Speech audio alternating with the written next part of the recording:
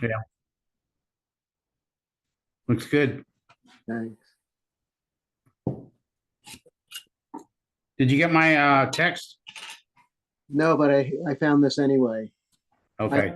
can look, like, I saw it on the agenda. Okay, yeah, I sent you a text just like 5 minutes ago. Okay, thanks.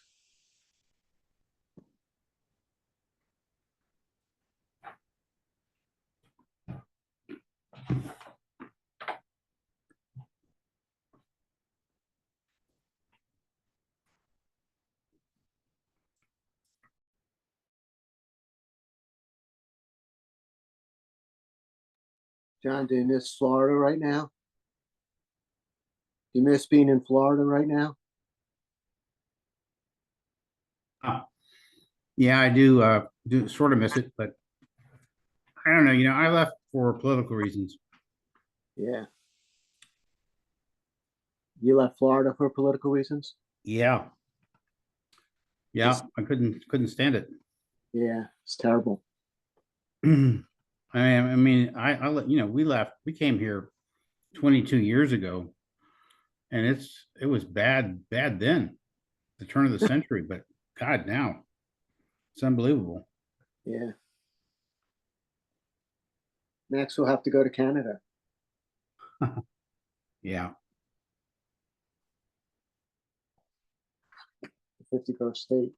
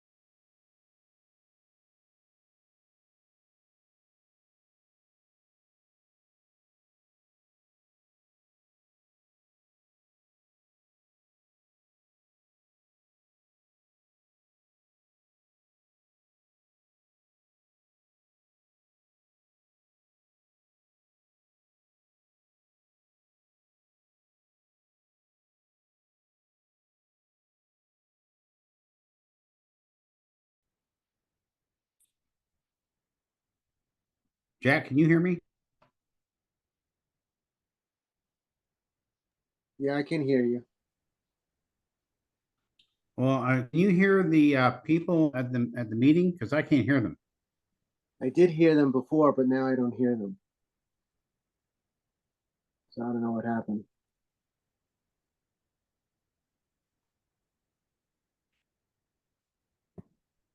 You see them? I can see them, but I can't hear anything. Can you hear us now? Yeah. Okay, Oh, yeah. sorry. Yep.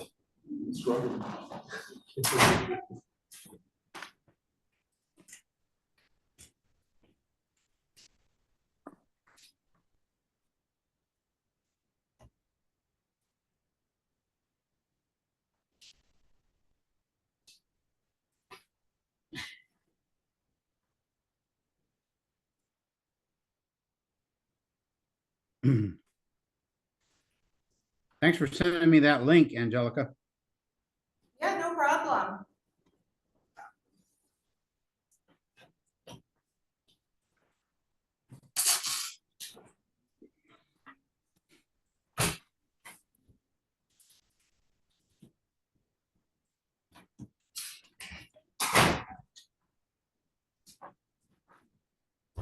Hi, here.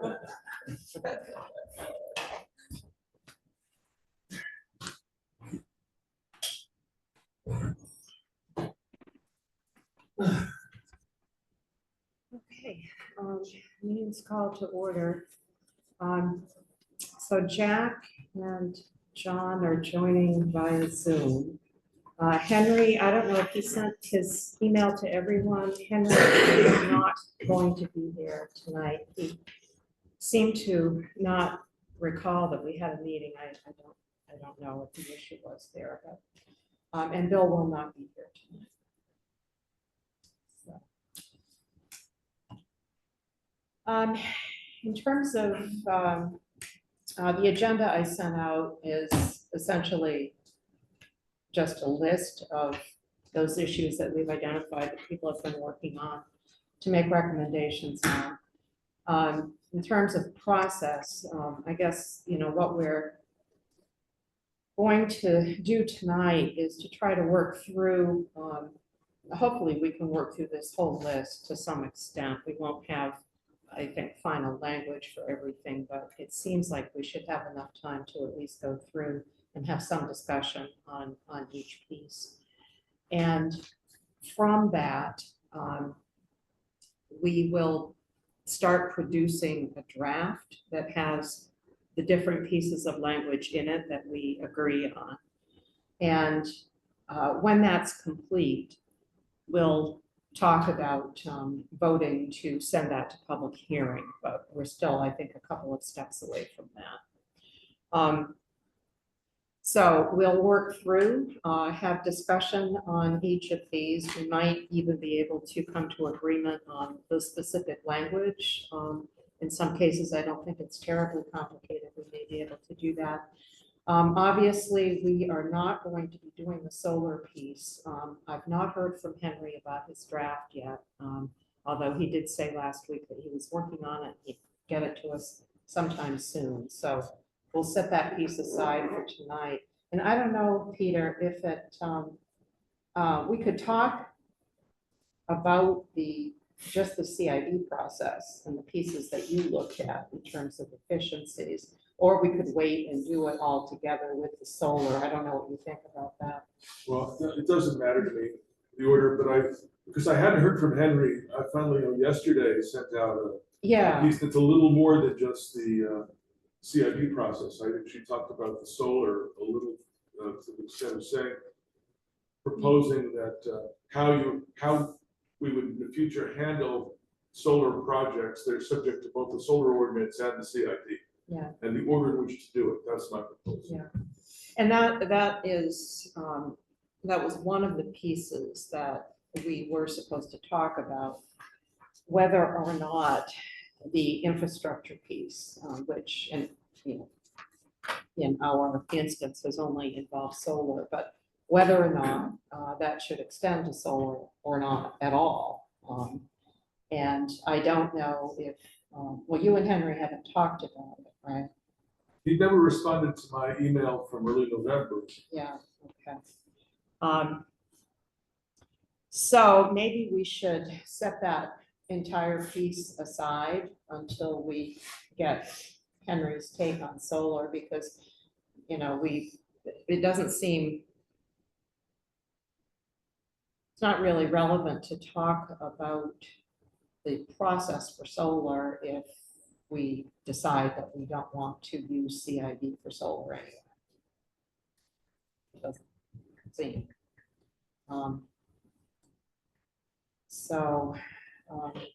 Or we could talk about, you had some things that really weren't related to the solar piece. So we could talk about those things. Yeah, the timing of how things got done under CID. Yeah. Okay.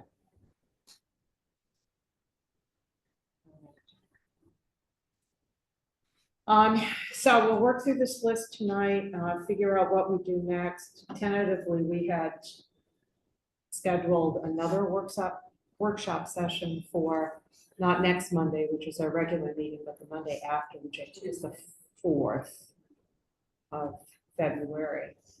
And we'll likely need that meeting to finish whatever we don't do tonight, and also to talk about some final language. So. Okay, this is just a list. They don't have to be in this order.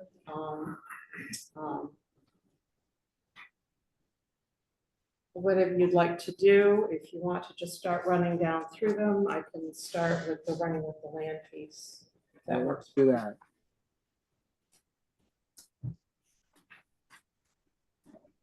And this is the piece that was sent by email from January 12th? Yes. Yes.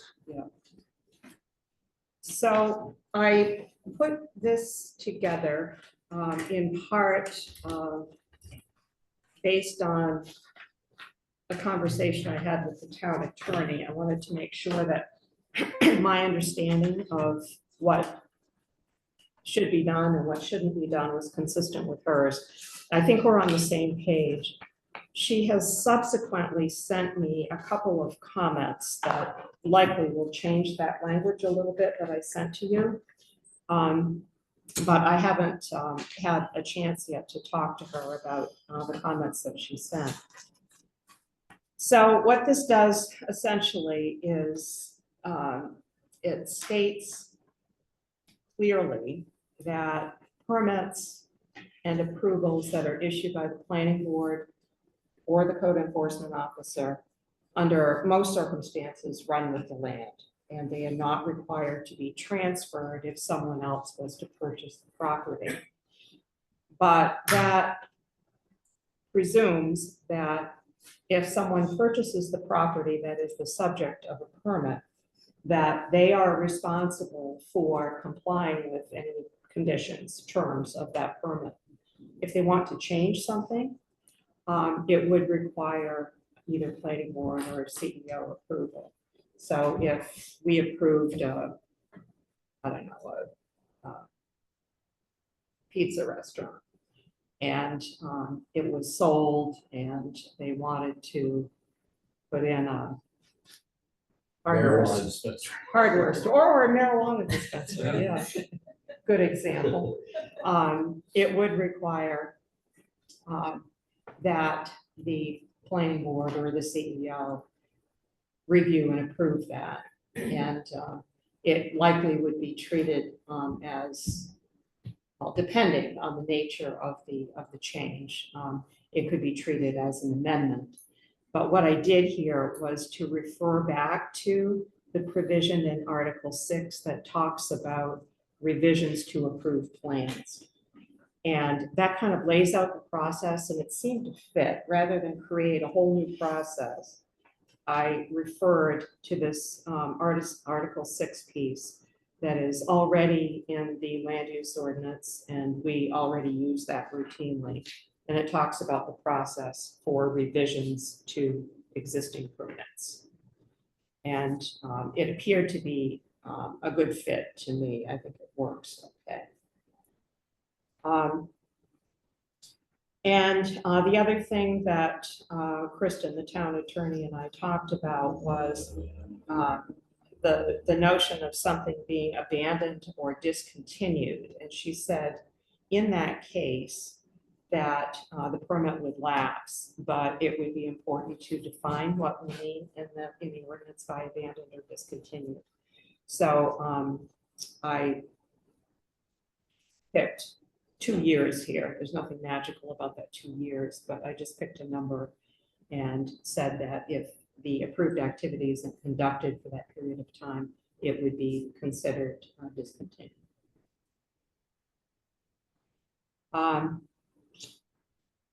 The one change that she had emailed me about, which it was kind of odd because initially she had suggested including something like this, and that's if you look at the last paragraph, it talks about if the ownership of the property is transferred before the activity actually happens or is built, depending on what the permit was for. I had said the planning board may require the new owner to demonstrate financial and technical capacity in conformance with the provisions of Article 6. Because those are things that obviously could be very different from one owner or one applicant to another. And although the approval itself would run with the land, a new owner could come in with no financial or technical capacity to do what the permit requires them to do. So she had suggested saying instead that the planning board may require as a condition of a site review permit that in the event of a transfer, a new owner would be required to obtain planning board approval. But that's quite different. It's awkward and I'm not quite sure what it accomplishes. So if you didn't put it in the original permit, then the new owner could come in and not have to demonstrate anything. Right, that's What's the right, point of it? that's right. So I was going to talk to her about that because I really didn't understand it and I thought that when we had talked the first time that she, you know, was a proponent of putting something in about it up front and saying that, you know, the planning board may choose to require that if a new owner comes in. So I'll have that conversation with her, but that was the gist of what she said about that. Oh, I haven't seen us, you know, I'm still new to the board, but I haven't seen us do a financial review of applicants. Yeah, like if somebody wants to build a new home and it requires our permission to do it, I haven't seen us underwrite their financial capability to do that yet. Well, I mean, typically with a lot of the small projects that we look at, Yeah. somebody will come in and say that, you know, they have their project is going to cost X amount and they have the private funds to cover themselves. So that's the, And that's the we've- extent of it. And Okay. we've accepted that in, you know, in all cases where that's been the case. You know, I think it gets a little more complicated when you're talking about, obviously, about a, you know, a big project, and we don't have all that many of them. It would be different for, you know, the subdivision that we're working on. They would have to put something more forward. When I looked at that language, I was sort of a similar immediate reaction to Dana's, but I think maybe if we said to demonstrate financial or technical capacity to the extent relevant. Because for certain permits, it's not relevant, Yeah, and for larger projects, it is. that might be, it might be clearer to put it that way. That actually is why I put the planning board may require rather than will require. Because, you know, if it was some little project where clearly it didn't make a difference, we wouldn't want to spend time on that. So, but I think that, you know, putting your language in as well, Peter, might be a good idea.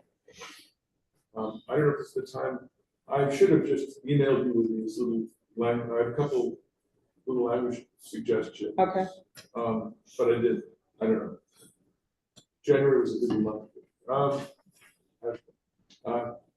In that second paragraph, a purchaser or lessee of property that is the subject of a permit or approval, I take out the word, I delete the word may, and I say assumes all rights and obligations instead of permission, or rights and conditions or something. That's what I would say there. And on that, maybe you've got a thought on this, Peter. I had written a note to ask Kristen Collins about this, but when I was looking at this language, I guess a question that came up in my mind was, does a seller of the property, are they obligated to let the permit run with the land, or could they be responsible for not allowing it to run with the land?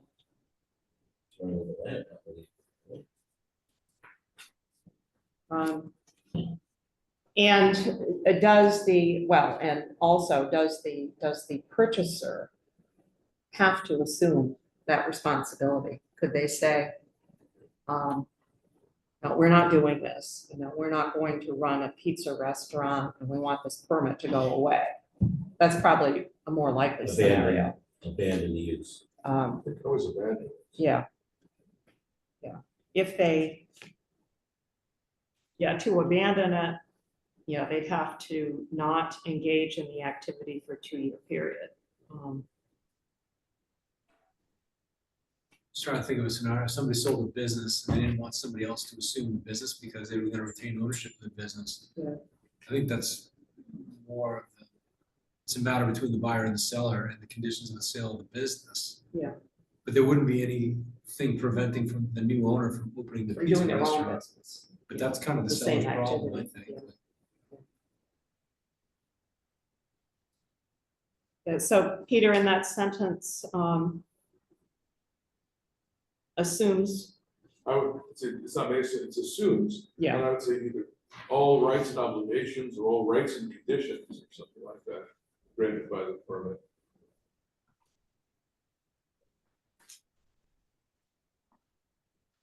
And then after that, and may continue, it's where the word may is come back, may Yeah, continue so the that's, yeah. permitted where it may- activity. Yeah.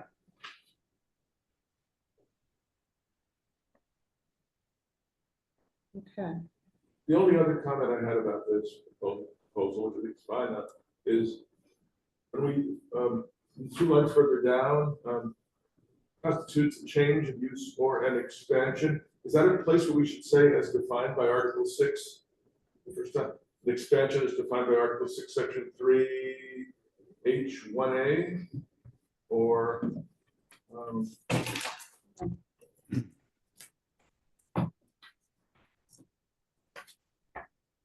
I know we cite Article 6, Section 3H right at the end of that paragraph. But I thought I was concerned about how there should be no ambiguity about what we mean by expansion. It's defined in that article. So maybe we should reference the article section.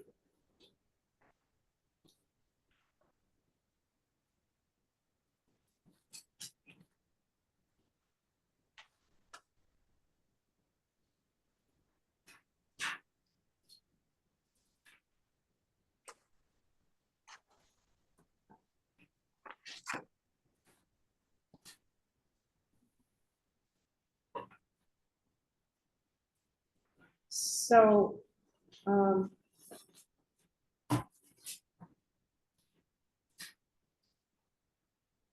change order.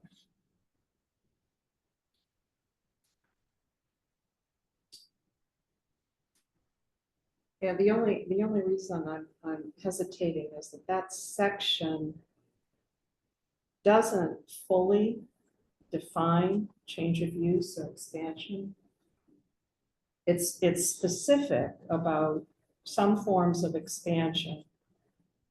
And then it generalizes about change of use or expansion. If you look at H1F,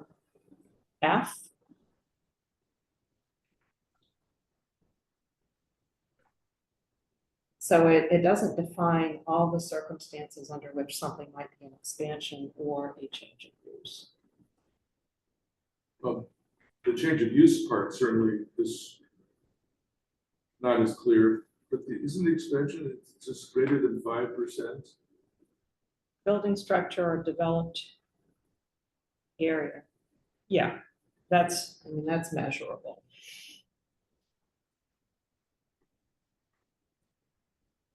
So you're saying link expansion to H1A.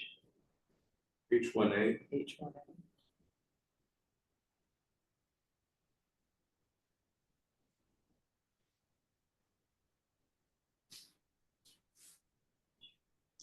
Just thinking of a real world example, like the Bob Bitar's pizza restaurant now, that's been closed for a number of years.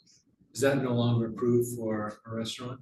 So somebody would have to come and reapply for that, is that right? Or- I'm not really quite sure when he abandoned that use. So they had it open for a while. It was open for a while. I think you're asking about under the terms of this new language. Yeah, like is it, would you, like could somebody go in there and start a pizza restaurant tomorrow? I mean, he's been gone for 2 years now, I think. It's been more than 2 years since he's used it. Yeah, it's been quite a lot more than 2 years. And so if this was in place, they wouldn't be able to do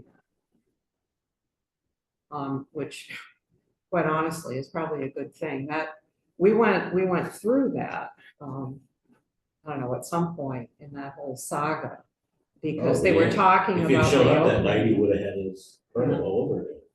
And one of the things we found was that original approval had been issued in the eighties sometime. For the restaurant? Yeah, Yeah. and it fought was, by everybody. it was woefully inadequate and. Yeah, it probably unclear. wouldn't meet standards today, would it? No. I guess somebody- It would cost them a lot, especially to make a rock and roll Shakespearean experience. Anyways. I'm not talking about the new building, I'm talking about the one downtown. I'm talking about the one in town. Yeah, okay. But that would definitely be a change of use, Mozart and Van Halen together. Among other things. Yeah, I don't think it's a bad thing, would it? I mean, to have to go back in there and review that, that place was a tinderbox. Yeah, there's that too. How often, how long do you think you're tied up in probate? Just thinking if somebody has a business and they pass, because that could take more than 2 years. And then Yeah, We were in Connecticut, we had that happen a few times, and it was a way to apply for an extension on your use if you were hung up with things like that. And then the planning board would approve a 1, 2, or 3 year extension on use. so we can do that. yeah, I have to check to see if we've got the ability to do that, given the language the way it is, So but there's a 2-year curfew there. yeah, If somebody does, okay. Or We you could, could burn it down or something. well, yeah. Paula, Jack, I have a couple questions. One is, this section that you've written is titled Transfer or of Permits and Approvals. Do we define what approvals are in this article? Because I don't think we define an approval, but the term is used throughout the ordinance. There are places where approval is used. in Article 4 or just different places? I think I'd have to go back and look, but I think it's scattered throughout. And when I thought about approval, I was thinking about, well, maybe as an example, the type of situation where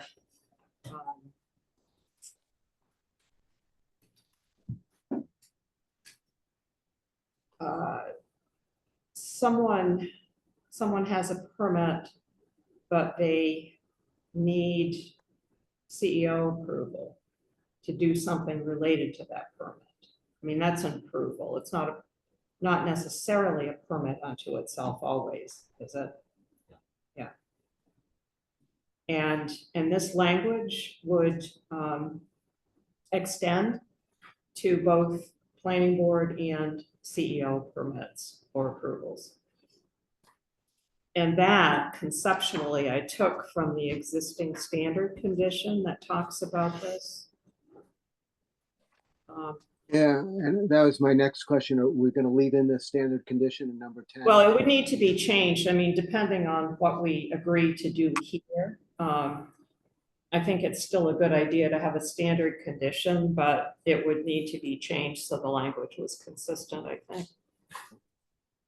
And my last question is, if it's going to run with the land, shouldn't it be recorded in the registry? So that a new buyer knows that there's this condition that runs with the land? I don't think so, Jack. I mean, you have to record, with real estate interests in the registry of deeds. And certain other things have to be recorded with the Secretary of State, but this is a municipal permit. I don't think it has to be recorded. How would a new purchaser know that there's this condition? They'll look at our ordinance. Yeah, that, And they'll look. should come to the town office and review the records for the property, right? Like it's, Right. I don't think it's relevant to the deed. And with the registry, you record documents relevant to the deed. And Jack, what about a situation, someone got a permit, operated a pizza restaurant for 5 years and then discontinued the use. The permit lapses at a certain point, and if that happened, it would still be recorded at the registry even if it lapsed. Yeah. That seems messy to me. Okay. I know we record subdivisions. Subdivision approvals are recorded at the registry. Use of real estate. There's That's the- okay. I don't care.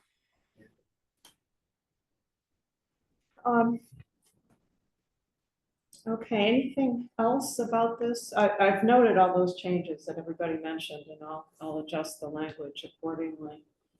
I have one small thing. What's that? I have one small thing. Okay, I understand the situations where there's a stake in the ground, where there's been an approval by either the code officer or the planning at some point. There's a lot of business properties up here that existed before 1972 or 1980, when these regulations went in. Is there some kind of common law use that you assume because it's been that use for so many years that counts? We ran into this kind of with the auto shop, where it had been through a few owners. And, so, and we didn't do it there. no, I mean, all the language in the ordinance and, any language I've seen talks about, the effective date of the ordinance kind of being the line in the sand.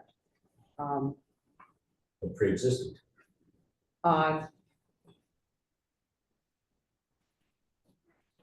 Right, but you can't, I mean, there is nothing to run with the land. It's a permit or an approval. It's not a historic use that runs with the land. I mean, I've never seen a reference to that. Would you tell Elvin he couldn't run a farm because he doesn't have a permit to run it? Well, with him and with this one, I mean, the one you're talking about, the Fournier thing, I mean, the Yeah. fact that there was agriculture going on there, it doesn't really matter because that's an allowed use across the board, so it never became a permitting issue. Like Saunders, that's been there for 100 years, right? Been there a long time. Yeah. Is there anything recorded with the town? I mean, is that all predates all that, doesn't it? I would assume. Good question. That's what we're trying to get down to. Yeah, I mean, that's the one that I think of. It's been there since before I was a kid. I don't know if there's I can, when I talk with Kristen, I can ask her that question and see if there's some legal principle that applies to that. I don't know if you're aware of anything, Peter. I think the grandfather, pretty usually uses that Yeah. were in place before there was an ordinance. Yeah. Our grandfather, but the use, I think once if there's a transfer of ownership, I don't think they can retain the grandfather status. So I see nothing in here that tells me the answer in the text of this, but that's my understanding of general legal principles. It's the responsibility of the buyer to check on these things as they're coming in, but you don't want to put a buyer in a situation where they purchase the property with a certain expectation because it's been there forever. They were just going to continue to run it the way it's been run for the last 50 years, and then to come to the planning board and find out whose responsibility is it then? They just spent $500,000 on the property. No. Caveat up, buyer Yeah. beware. Yeah. And, The that broker should have told them to go to the town. which Okay. should have, would have, could have, but again, kind of creeps me out because we have these certain properties which could be open to that. And you're right. I'm shocked if all of a sudden they run into something like that. You're right. They have to figure it out, ask the questions. You know, you mentioned Saunders, and I remember in the past, we had some conversations about Saunders. And there is a provision in here, actually, that was written for Saunders Yeah. that allowed them to expand Mhm. to a certain percentage or something, even though they weren't in the right district for that. That is the Saunders exemption. And the expectation was that, you know, if they reached a point where they wanted to expand or do something different with their business, Right. then they would come to the planning board. And they've got this grandfathered use, Mhm. but they would come to the planning board if they were gonna do something different, like an expansion. Yeah.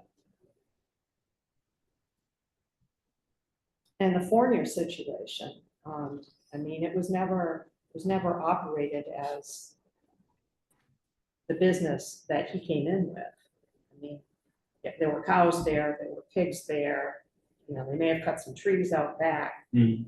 But the business that he was proposing was not a historic use of that property. So, Angelica just looked, I said they've been there for 100 years, it's 175. Well, that makes all the difference,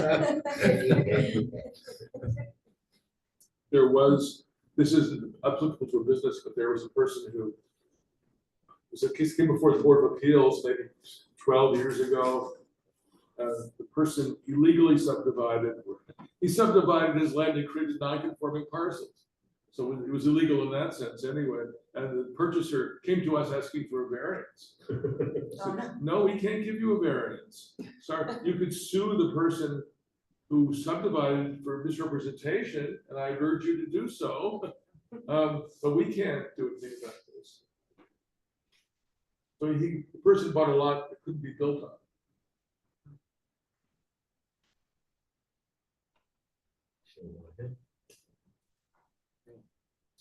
Jim, how are you notified when there's like a couple years ago, I bought a property through private sale, and I didn't know that they had to have a septic inspection until I talked to you, and then you said, you know, and it was kind of on me. So, but how are you notified of that stuff, and how do you? Well, I mean, we get the notice from the Kennebec, Registry of Deeds. Yeah, I notified every realtor in their business twice in 2 years about, please play along with us. And, yeah. notify. Most realtors do. There was no realtor in that one, so that's like, Okay. yeah, I guess, I mean, like. Then land use lawyer should know. Yeah. Some of there's no lawyers either. Yeah, it would have been probably the title person. That's, I don't mean to sidetrack. Someone finds out at some point in time, and then it can be a painful lesson, like you said. Like It was, wasn't it? for me, Annoying lesson. yeah. Okay, anything else on this? John? Well, I just, in that last paragraph. Yeah. I'm not sure why we would want to distinguish situations where the permit or the approval is transferred prior to occupancy. If we're concerned about a new owner being able to demonstrate financial and technical capacity, then I would think we would be interested in that, whether or not the permitted activity had started or not. And I kind of like what Peter was suggesting, which was just put some language in there that talks about, as necessary.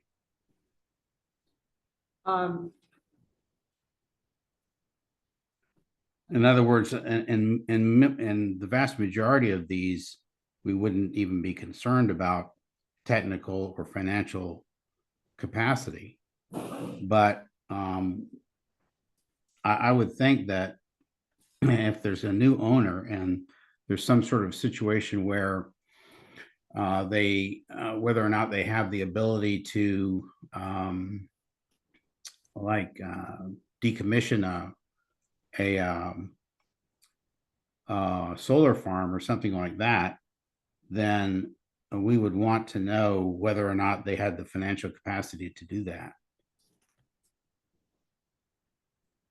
I think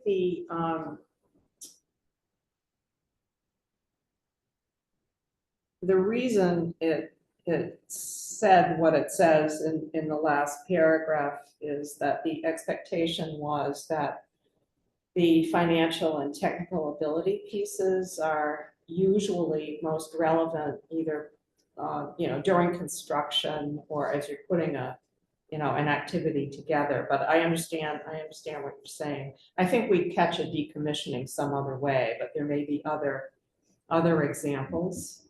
Well, for instance, I think I would be in favor of what Peter was talking about, just, and I'm not sure the exact language to use, but something about you would read the last paragraph there, and after the word transferred, you just take out prior to occupancy or use of the permitted property, that comma. Mhm. And just say is transferred, depending upon, the relevancy of it. In other words, I don't know that there would be, in fact, I can't even think of any except for this idea of a decommissioning, but there wouldn't be, I just don't know how many permitted activities we would be concerned about financial and technical capacity. But if we're concerned about that in any activity, it shouldn't matter whether or not it's started or not. Peter, have you got thoughts about that? I think as long as we're talking about financial and technical capacity where relevant. Yeah. Yeah, that's what I'm talking about. Then I have no Relevant. problem either way. I mean, yeah, I understand what John's saying. Yeah, okay. Okay, I made a note, John, and that's a piece that, I'll have to bounce that off Kristen because Yeah. she had a problem with the whole last paragraph, basically. That's No, what I would ask her about that, and I would also ask her about the whole grandfathering issue, Yeah, because I'm not sure we need to worry about that either, but. yeah. Okay, all right, thanks for that. Hey, Don, you had something? Well, I just wanted to circle back because we had that language in the first paragraph about abandoning after, or discontinuing after 2 consecutive years, but the comment was made that we could extend that. And I'm just wondering whether we want to put a clause or another sentence in there. Yeah. That the planning board may extend this. beyond 2 years. Yeah, I made a note to do that, I think. Whoever suggested, I think Okay. that was a good idea, so I right. agree. I'll put something up about that. Is that you?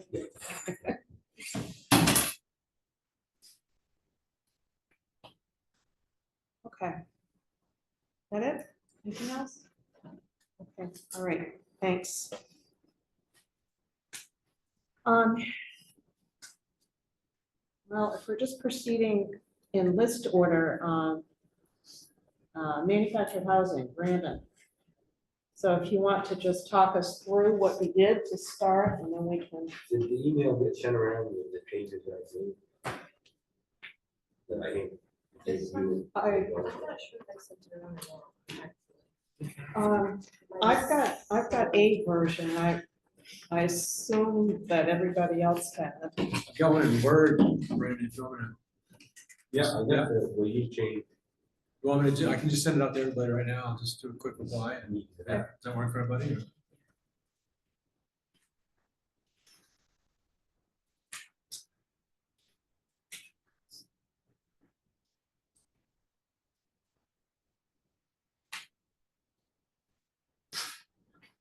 I'm just gonna reply.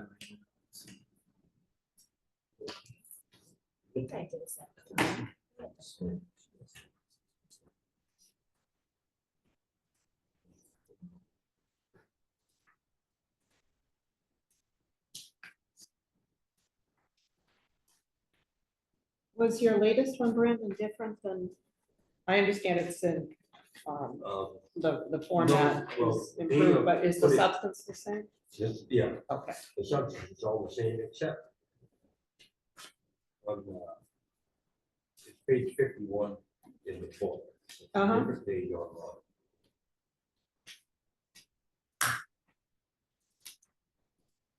Section H.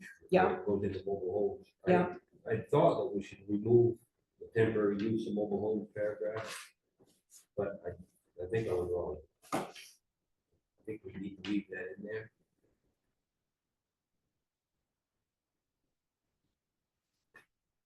Okay. I just sent out a version of everybody. My thought was that it's a lot, but Yeah. I can see where you want one. Maybe Yeah. it didn't fit while you're building your house. Yeah. So Yeah. I think maybe that should stay. Okay, that makes sense. The only other thing. Under the definition. It's page 139 of the book. Recreational vehicles. Just we need a sentence in there saying It's not that on the agenda. parks and all campers are recreational vehicles, not mobile. Kind of gray area. Yeah. Chip found better information that's clear this out. Prior to that, Okay. there was a main statute passed last year, right after LD 3. There are no more mobile homes. Right. Mobile homes. Yeah. Modular homes and manufactured Yeah. homes are all now under one heading. Right. manufactured home. But yours is really good because you say RV, for example, park model does not qualify as a manufactured home, thus it's not approved for dwelling. Okay, why don't we start at the beginning?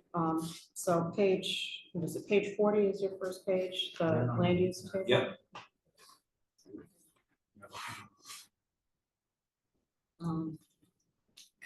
So it's a different page on, It's a different page online than this in the book. okay, It's page 39 on it.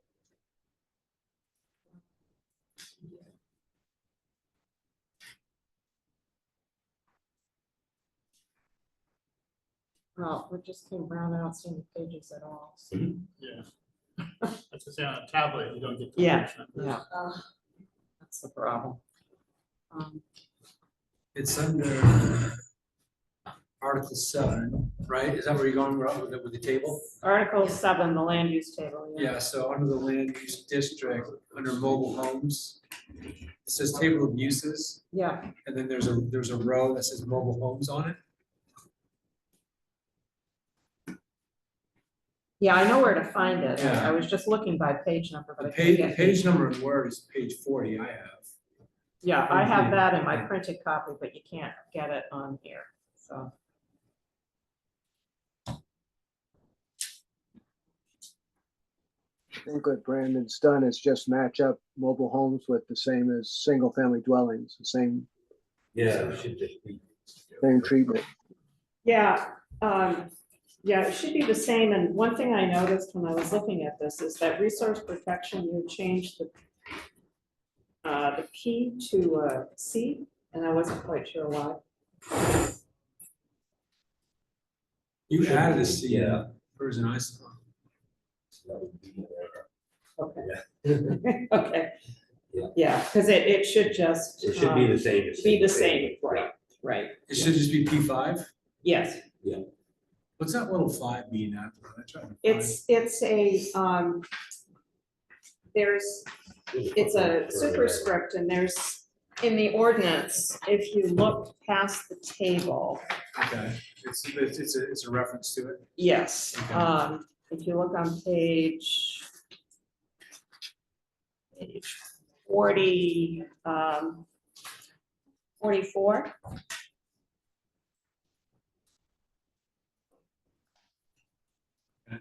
Oh, I see it. 44 and 45, there's a list of numbers I there, got and it. that's what it is. Yeah.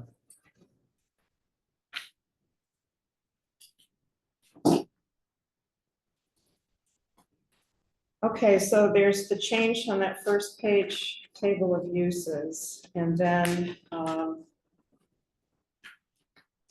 page numbers, it goes to 51.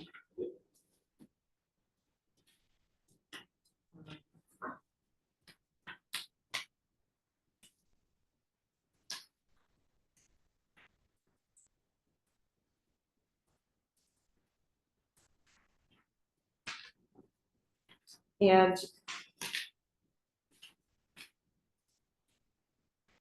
Brandon, you have some, I had taken out that whole paragraph of the H1.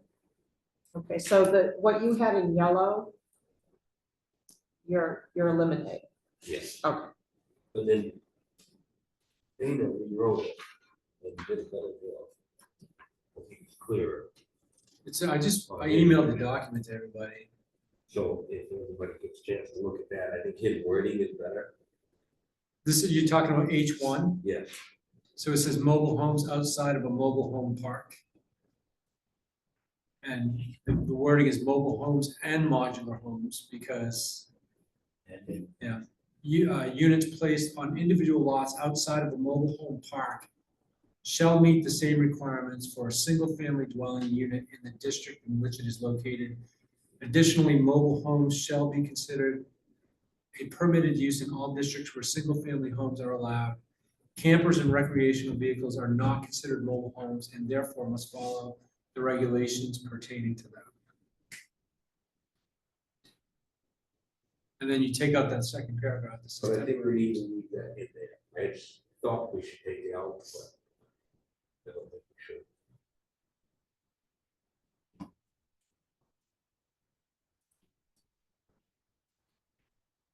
And then you take out the second paragraph, right, Brandon, the temporary use of mobile. No, homes. I think we should leave. Oh, you should leave the I temporary. think we should. Because I think that would come into play if somebody's building a house all the time. That they might want to put a trailer there while they build, and then start the trailer, that's pretty common. I'd ask them for the title. It has a very close time. But why would they need to if mobile homes are allowed everywhere? Because it might not, the lot might not be big enough to fit them both on a permanent basis. So Okay, you're basically temporarily sticking it where it doesn't fit and it's not allowed, but you only have it there for 9 months, and then it's gotta go. According to the current rule. this is mobile homes may be allowed in any district, a single family home is allowed. So if a single family home wouldn't be allowed there, you wouldn't be allowed to put a trailer there either, would you, even on a temporary basis?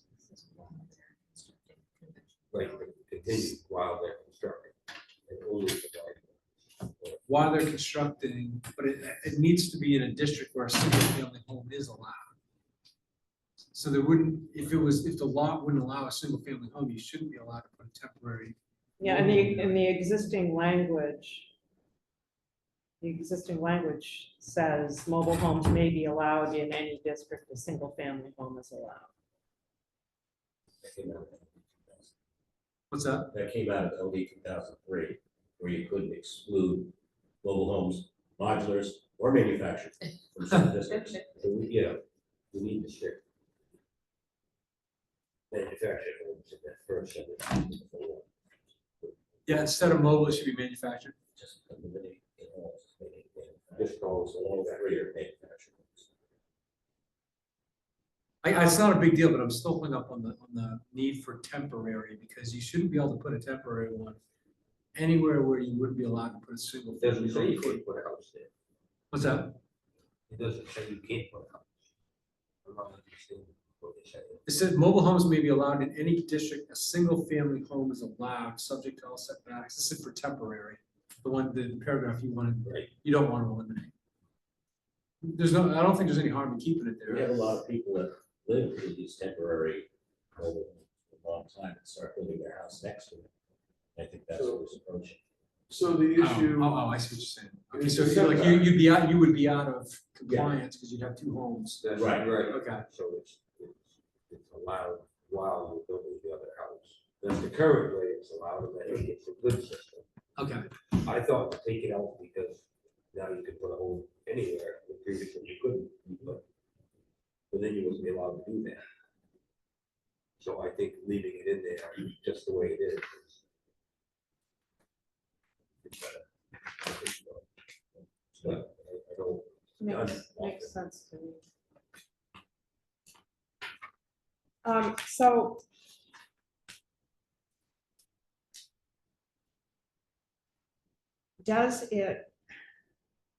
Does it make the situation there's still references to mobile homes in here.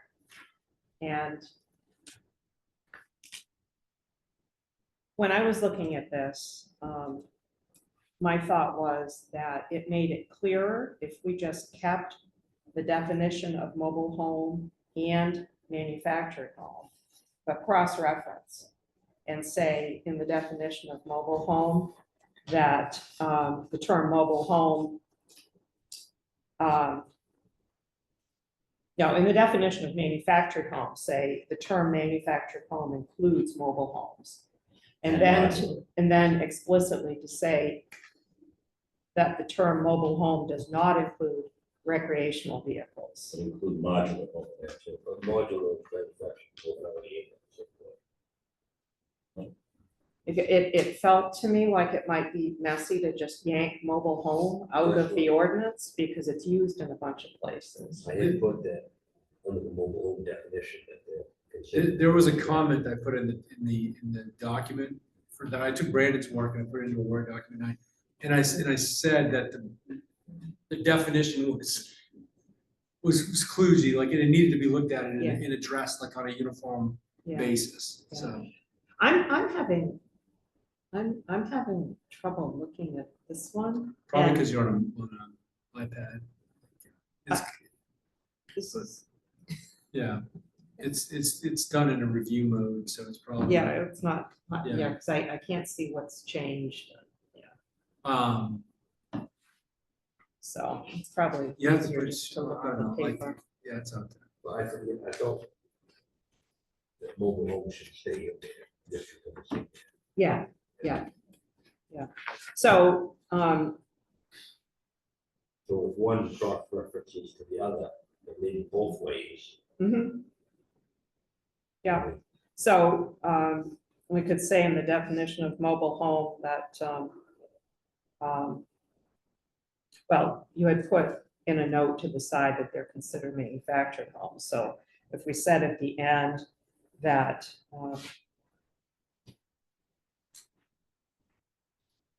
a mobile home is a manufactured home, and then also say that a mobile home does not include recreational vehicles. And then in the definition of manufactured home, say the term manufactured home includes mobile homes. Yeah, that's So not- do it, you know. Modular is already- The confusion was created by state law many years ago, and I had the pleasure of being the legal advisor to the manufactured housing board around 1980. Oh, God. So that's why I know something about it. Originally, so the idea was the mobile home could have a chassis and may or may not have a permanent foundation, but the manufactured home would not have a chassis anymore and might have would have a permanent, or could have a permanent foundation. And now these distinctions, I think, have been eviscerated under the most recent state law change. Right, So, Yeah, no, they're all the same. You can't see it there, but for the single family dwelling, I just put a note in the potential definition revision, a single structure designed for and occupied by one family, which may include an accessory dwelling unit or manufactured home as part of the property. So, single family dwelling, according to the new regulations, the definition of that changes by the state of Maine. So it does include manufactured homes. And that was on page 132, but yeah. Yeah.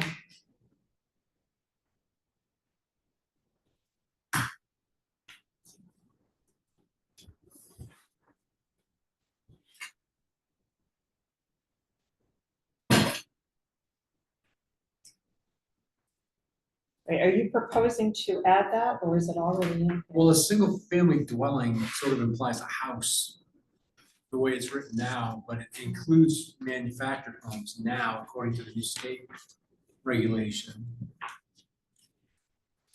So that Well, would- it always included manufactured homes. What it didn't include were mobile homes.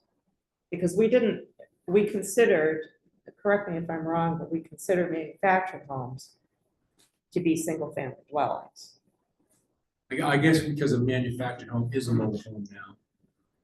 Yeah. No, We're- mobile home is a Well, manufactured. same, yeah, the two are You used to synonymous. be able to put a module where you couldn't put a whole. Right. Right, Right. but now it doesn't matter. Yeah, that's right. Well, the definitions need to be cleaned up in the LUL, like just for clarity. You're talking about the dwelling unit Well, definition? yeah, maybe I went overboard when I was making recommendations to Brandon, but like I thought that it should include manufactured home.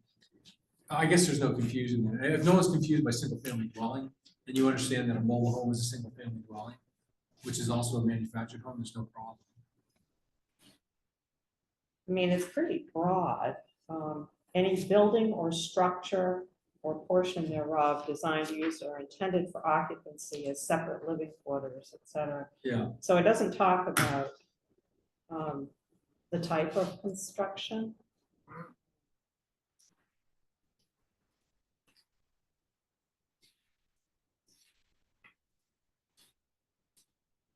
I don't know, anybody else got thoughts about that?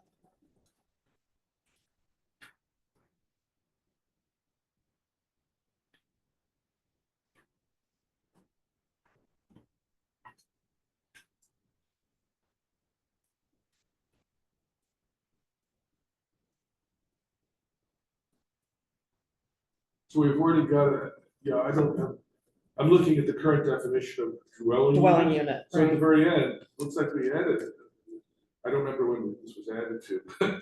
The term shall include mobile homes and tiny homes as defined, et cetera, but shall not include trailers, travel trailers, or other recreational vehicles. Yeah, we put that in as part of the LD 2003 Yeah. language. Or no, it was Tiny before homes. that. It was before that, yeah. Yeah, because the tiny home thing came up before 2003.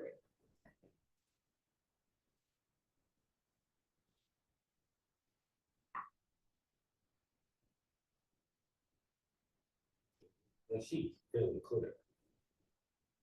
Yeah, I think it is. It's everything but campers. that's a better way to say You know, right? Yeah, yeah. And I think it's clear, Dana, because we never, we didn't treat manufactured housing any differently. it. I mean, Yeah, that was always just a single family dwelling like a stick-built house was, so. I think we need to sit somewhere in there, probably in the definition of campers, with the thing about the parking lots, as it was. Whether a parking lot is mobile home or a camper.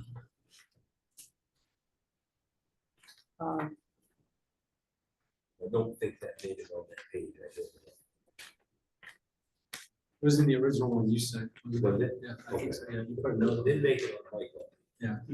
Yeah, I saw that in here somewhere. I can't remember where it was, but I remember reading Some it. places on dwelling say that a park model can be a year-round resident, because the plumbing is different. Hmm. As a local ordinance. Right, Um, you found much better information. So you're just suggesting insert park model in that list? With, It says may include a pickup camper, a travel trailer, tent trailer, blah, blah, blah. Just put it in there. put it in there, there's so much in there. So it's a park model, what, Park model, camping, RV, RV? Yeah. Okay, just a big trailer. Big camp. okay.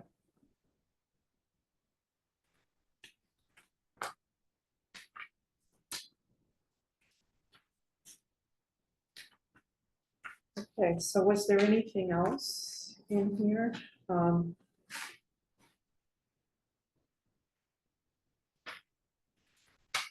So I we'll think the big fix, thing is if you correct the table, that goes a long ways towards doing everything, doesn't it? Like, you just put it back down on code enforcement officer. And then Table 1.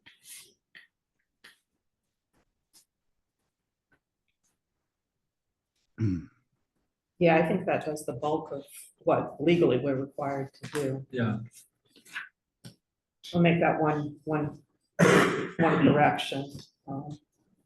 So it just, it makes single family dwelling and mobile homes consistent.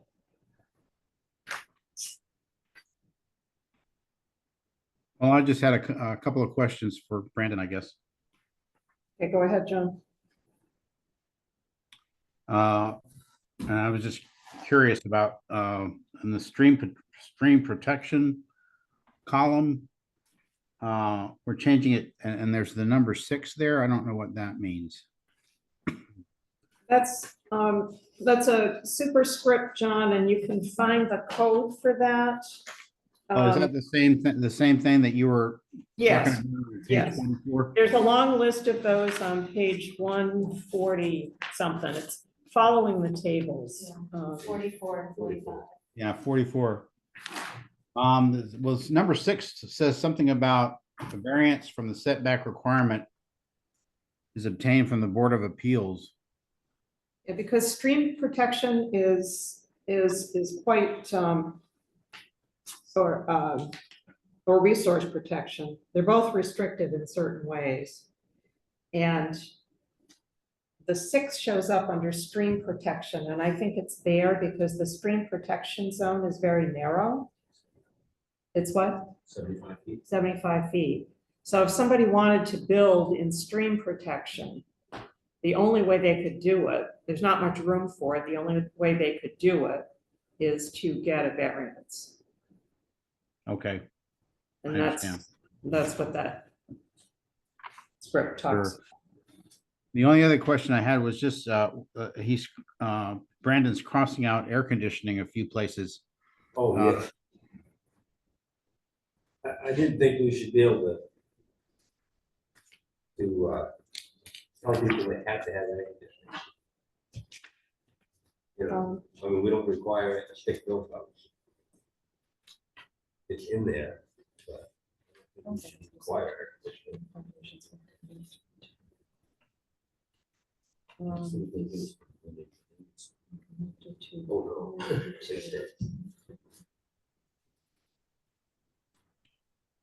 We can be looser than state law, so we can drop the requirement to have air conditioning. Does this actually, oh, it talks about required utilities. Yeah, That's the Required. issue. Yeah, Yeah. it says it's required. Yeah, Well, that must be, I'm sure it's always been there. but Yeah. It's kind of copied. yeah, no, you're right, we should get rid of that. And the modular manufacturing is in there too. What page is that on? Page 136. Oh, yeah, okay, all right.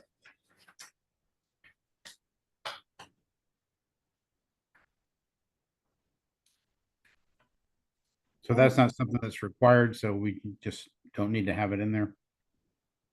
Yeah, I think that's the consensus. We'll just get rid of that. Okay.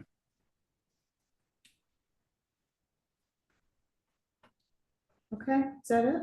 You got anything else? I think Linda? so. Okay, great, thanks. I just bring up one thing. I'm not in favor of, but the state law allows the town to adopt restrictions on mobile homes in terms of foundation, siding, pitched roof, and a couple other things, which we sort of discussed earlier. And I think we decided we weren't going to go with any of those exceptions. Yeah. Make sure people felt the same way still. Yeah, and I think part of our conversation when we did talk about it was that, we don't have any requirements for any other type of single-family residence. Right. And so, that was the roof line issue, wasn't it? Yeah. Not a foundation issue, but a roof line issue. We don't require design standards for roofs of anything else. Yeah. So. Right, I agree. I just wanted to bring it up. okay.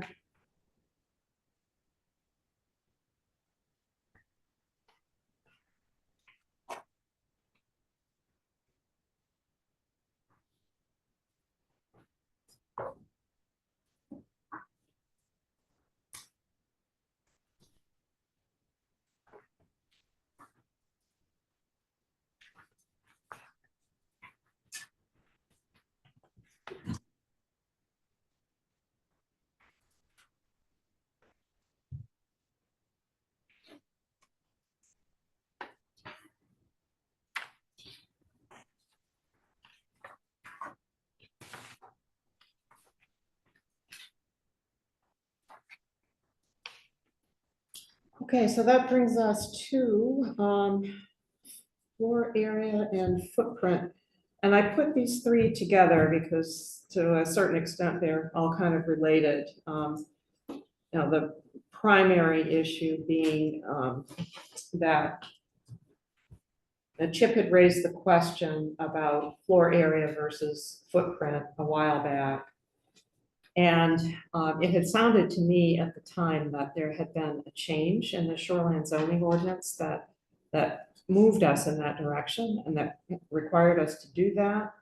But anyway, Don was going to investigate that a bit to see what the situation was. And So, yeah, and I sent around Colin Clark's right, email, so hopefully you all have that.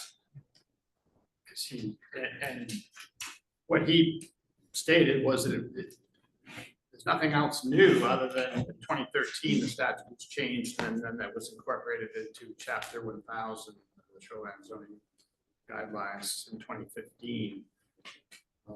He made the comment, the move was made since calculating volume of a structure has been proven problematic. And he gave an example of having a training where they had 20 CEOs and they came up with multiple different assessments based on volume. So of course we have kind of a hybridized. yeah, we don't do volume, Right. so we don't have that problem. Right.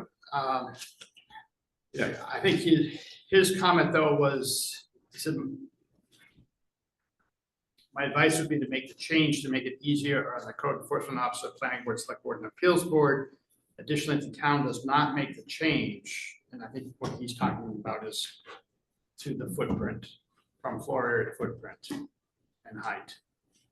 We already have the height, but we don't have, we have footprint instead of, we have floor area instead of footprint. Yeah, which is, So his comment was, if we do not make the change, we'd be required to review it under floor area and volume technique, which again, we wouldn't, I assume, because we don't. And then again, under footprint and height, given how the statute is written, and that part wasn't totally clear to me. yeah. I mean, they've reviewed our ordinance more than once. And, because we've made changes to it. And most recently, it's when we made the changes to the non-conforming expansion piece. We had tinkered with that language a lot, and that had been sent for DEP review, and they were perfectly okay with it. And I think that his response is tangling up this volume issue. And I can understand how volume would be complicated and would lead to inconsistent results, but we've never used that because you use that if you're applying this 30% rule, Right. which we don't. I mean, we made the choice just to go with floor area. And I don't think there's anything especially complicated about floor area. So in all of this, I was especially interested to understand if there was a recent change that would require us to move in that direction or not. And to me, it doesn't sound like it. All right. So then you're left with the question, would it be still simpler to go to footprint rather than floor area? Is there a reason to do it to be consistent? Is there a reason not to do it?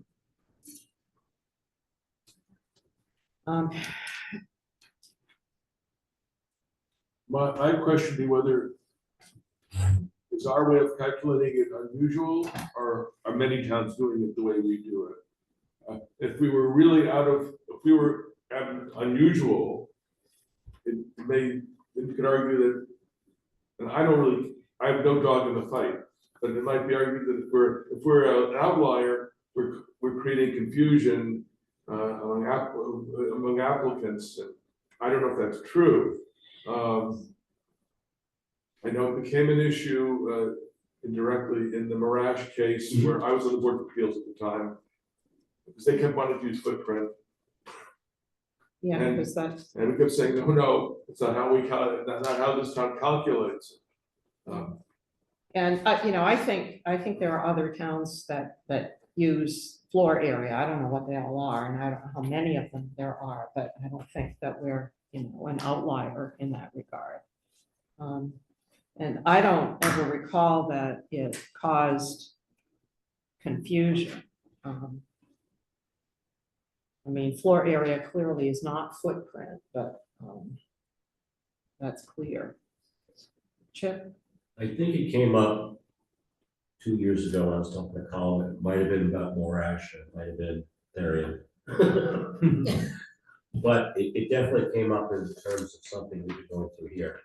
And at that point, he had mentioned, he didn't say it changed, but he said this is what the majority of towns and state use for simplicity. And in a certain amount of litigious towns, they had people like a Morash that took it to the courts, and in the courts, they had a fight both ways. So if you didn't like floor area, they could say, well, the state DEP allows for footprint, and so we should be allowed for that. Because one's not really more restrictive than the other. And so it's just, it puts in another piece of difficulty. I don't really. I mean, he care. built his argument around how complicated it is to calculate volume. Yeah. And we don't do that. We've never done that. And, you know, I was thinking about I think there was a conscious choice to pick floor area instead of footprint for several different reasons. And, you know, part of it is that if you're talking about a house with a certain footprint, that house could be expanded considerably and still maintain the same footprint. And the conversations that we had around how to go with this, to go with floor area, raised the questions of, you know, the use of the property and, you know, how much activity and how many people and, you know, what kinds of things would be taking place on that property. Because this whole concept is primarily used in the case of non-conforming structures, you know, non-conforming structures next to the lake where you're looking to minimize non-conformity and to minimize to a certain extent the amount of activity that goes on there. And I think that's what led to this choice initially. You know, the law does not favor non-conformity. And, you know, there are legal principles that exist around that. And so I think looking at the, you know, the likelihood that, you know, I think it would open up lots of opportunities for more properties to add additional stories to their cottages, to increase the activity. The height restricts that, too. Well, it does, but it's not, you know, Yeah, it's not restrictive. I mean, it puts a cap on it, but it doesn't really prevent it from happening. So, you know, and the other thing I thought about was, you know, is it advantageous to make this change for any reason? And personally, and, you know, others may not agree, but personally, I think it would introduce a new uncertainty and a confusion because our ordinance, the non-conforming structures piece, has been built around this in this way. All the decisions we've issued have been based on this concept and this approach. And, you know, I just couldn't identify an advantage to just making the change. But certainly, you know, others weigh in. Well, I think, Chip, if you're saying that this, what we have is working okay, then I'm not gonna push you to make a change then. I mean, I think going back to Colin and explaining again, because I don't think he was looking at our language. I think it was more of a stock answer. Yeah. Others? I didn't, you know, as someone that recently went through the process, I think floor plan was easy to calculate with an architect to sit down and like, how much do we have now? How much are we gonna eliminate? How much are we gonna reallocate? It wasn't a complicated process to go through, and it didn't feel overly onerous. And I don't know what it would be like if it was footprint, you know, because I haven't been through that process. I wouldn't know how that would have changed things. But to me, it seems like it would have been more difficult to try to figure out. If we went with footprint, we would end up with much bigger structures. Because instead of being 1,500 square feet, it could be 3,000 or more. Right. So how would that work if it was footprint? Like you can't go higher because You have- can go higher though. There's a limit on higher. 25 feet. 20 feet. Yeah. 20 feet or the existing height of the Right. building, right? So. Well, I guess you could put a second story Yeah. on it, Yeah, Right. and that would increase your floor plan. right. But it wouldn't increase your footprint. But it wouldn't increase your footprint. So that's a limiting factor then with them. Yeah, I mean, people live in square footage, they don't live in footprint. Right? Like, so you can, Like those little poles. yeah. I mean, and then what happens when you change it and everyone else went through that other process and now Right, somebody's already applied a exactly. permit, Yeah. now they're gonna take Yeah. another swing at that. And now it's different and we'd have to look at them all over again. and- Why did you change it? Who paid you off? Right? Probably. Yeah, it seems like a real can of worms to me. but- Next. Others, John, Jack, have you got other comments? Peter, Brandon? No, I'm fine with it the way it is now. Yeah, I'm fine too. I think, the point about footprint, yeah, you can build a second story and your footprint doesn't change, so.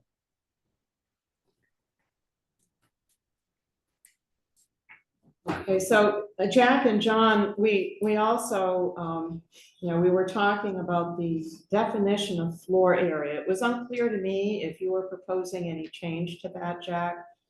I think when it came up, we were questioning whether or not it was clear enough. No, yeah, it was where it says that it can't be greater than 4 feet, like a walkway, That's right. right? What that meant, but I think it was my own confusion. I think it's clear that has to be 4 feet or less. Okay, But so you're 348 not suggesting any change to it then? No, And then, John, you had worked up a piece around the floor area calculation and whether or not you could apply the floor area from something like an accessory structure to your main structure if you were demolishing it. You want to talk about that for a minute? Sure. Don and I were both sort of relying on Colin to clue us in on this issue as well as the footprint floor area issue. And he sent some things, and I guess before I looked at what he sent, I thought it would just be up to us as to what we wanted to do with respect to whether or not an accessory structure, the floor area could be added to that to any expansion.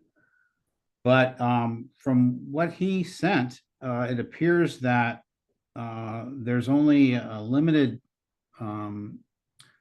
scenario where you would be able to add the floor area from an accessory structure to an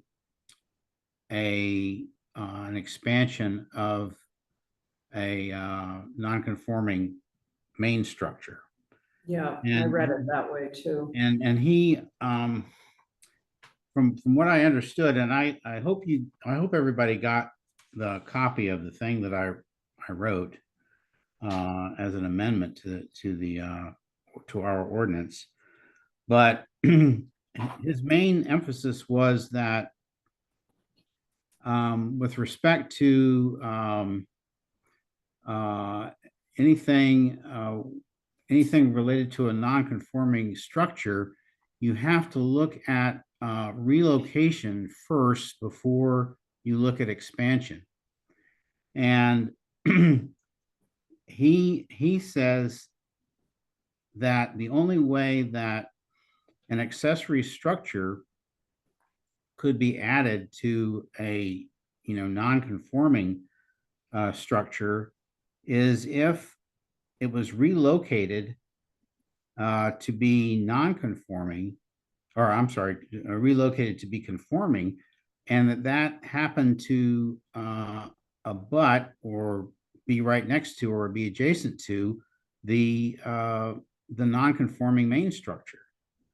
So he, at least as I understood what he was saying, that would hardly ever be able to happen.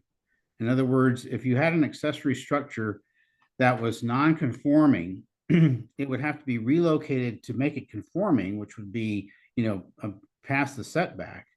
And then if doing that, it happened to abut the non-conforming structure, then you would be able to add it, but otherwise you would not be able to add it. And I tried to capture that in the language that I wrote as an amendment to our land use ordinance. I think that the second sentence, we would replace floor area with footprint, because I guess I was thinking that we were moving to do the footprint, but put floor area there. But the first sentence, which says removal of a non-conforming accessory structure requires relocation to meet the setback to the greatest practical extent.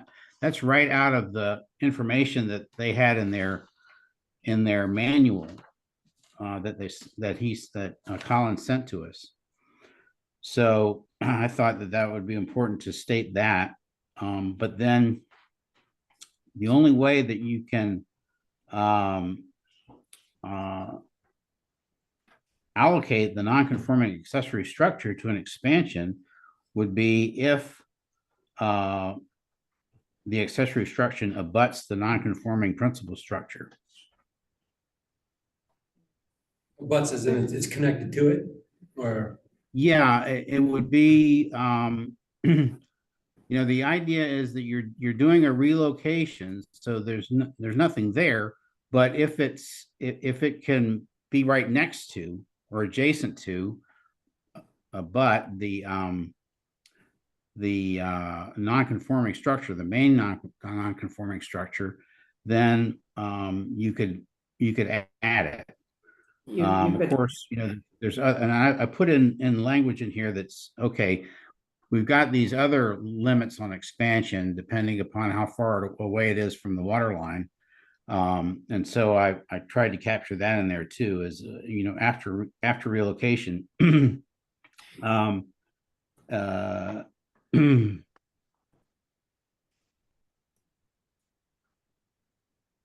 What's the definition of abut?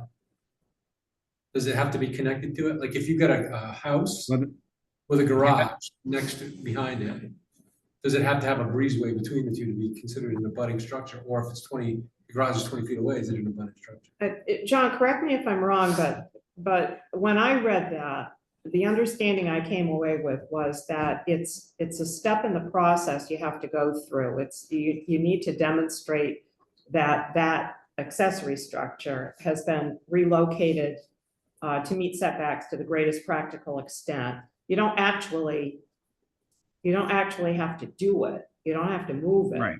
But you have to do that process to make the demonstration. Right. Then if it turns out that it's next to, the appropriate location is next to the main structure, then you could get rid of that accessory structure and add the square footage to the. Right.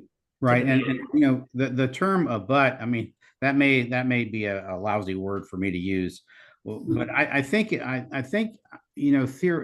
trying to think this through, it seems like to me that if the accessory structure was relocated, then if it met up with the existing non-conforming structure, or I would think if it overlapped it also, then that would be all right. And you could, whatever was left over from the overlap, you could add that in also.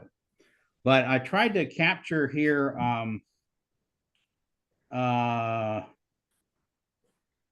at the very end of my language there, as long as doing so is consistent with the other requirements of this paragraph, which is, we've got other expansion limitations based upon how far the structure is, the principal structure is from the water line. So you'd have to adhere to those.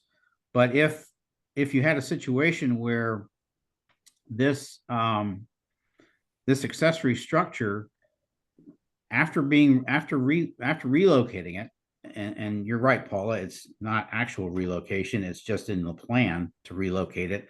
Then if it's relocated to the greatest the greatest possible extent to be conforming, then if it is right next to the principal structure, or I would contend that if it overlaps it, then it could be added.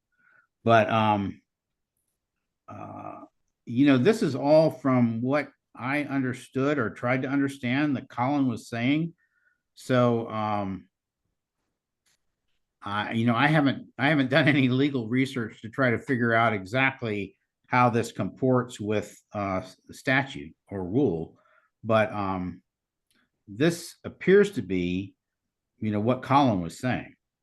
There's this one very limited situation where you could actually add an accessory structure to a non-conforming principal structure.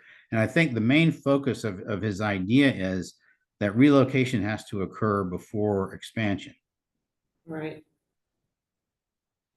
I mean, in thinking about a couple of the cases that we dealt with,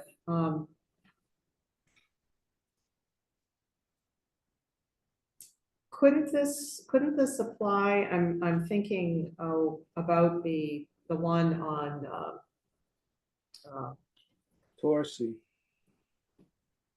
not the the Fisk property. the who? The Colony Road. Property? Colony Road, yeah, that's the one I'm thinking of, because they in fact had like a shed or something out the back, and that was the one I think, Brandon, that you were thinking about. And so in that case, if they came in with a plan, if they wanted to remove the existing camp, rebuild a camp, they wanted to add the square footage of the shed, they would have to demonstrate that they were able to relocate the shed and conform to the standards for relocation to the greatest practical extent. Yeah. But it seemed, in theory anyway, it seems like maybe they would have had an opportunity to add some square footage if they did that. If they relocated it to the greatest practical extent and it overlapped, or I mean, Colin talked in terms of it being next to or abutting. Yeah. If it abutted the existing structure, the existing non-conforming structure, the main structure, then yes, you could add it, but only in those circumstances.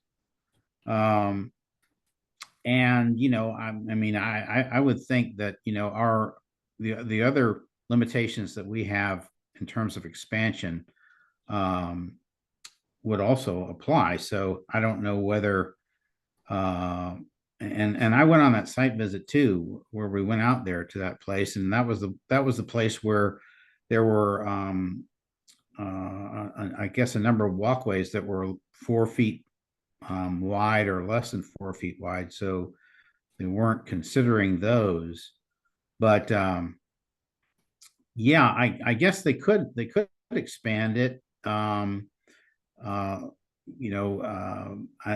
can't remember now the limitations in our ordinance with respect to, you know, how far the main structure is from the shoreline, but I guess they could have, but I don't know whether you know, the moving that accessory structure would have allowed them, you know, if it could have been moved back to be non-conforming, or to be the most non-conforming that it could be. I don't know whether that would abut the principal structure or not.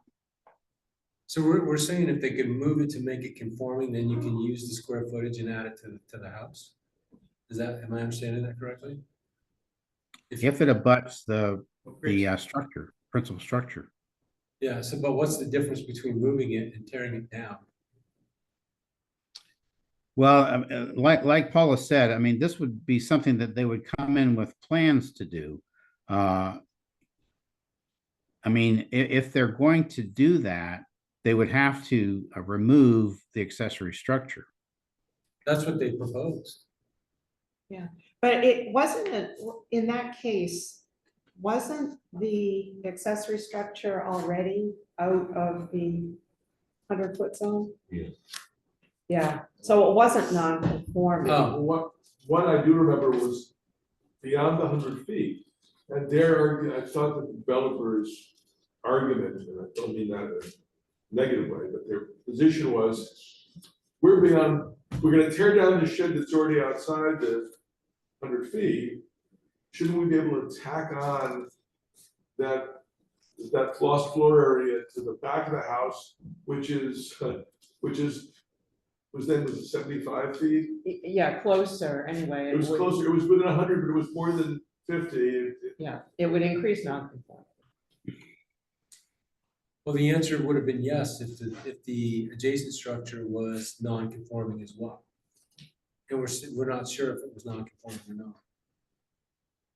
Is that right? Yeah, I thought in that case it wasn't. So I don't know. I was. It might have been non-conforming because of the other side. There might have been no setback from the road or something. The other way. I mean, in the purest sense of the word is you don't want to have a non-conforming structure and then have a conforming structure and add the conforming structure to the non-conforming structure. That's pretty clear, right? Right. Yeah. But then it could be gray if you have two non-conforming structures. Technically, you could take the second non-conforming structure that's adjacent and add it to the non-conforming structure because your square footage hasn't changed. You've just reallocated it from point A to point B.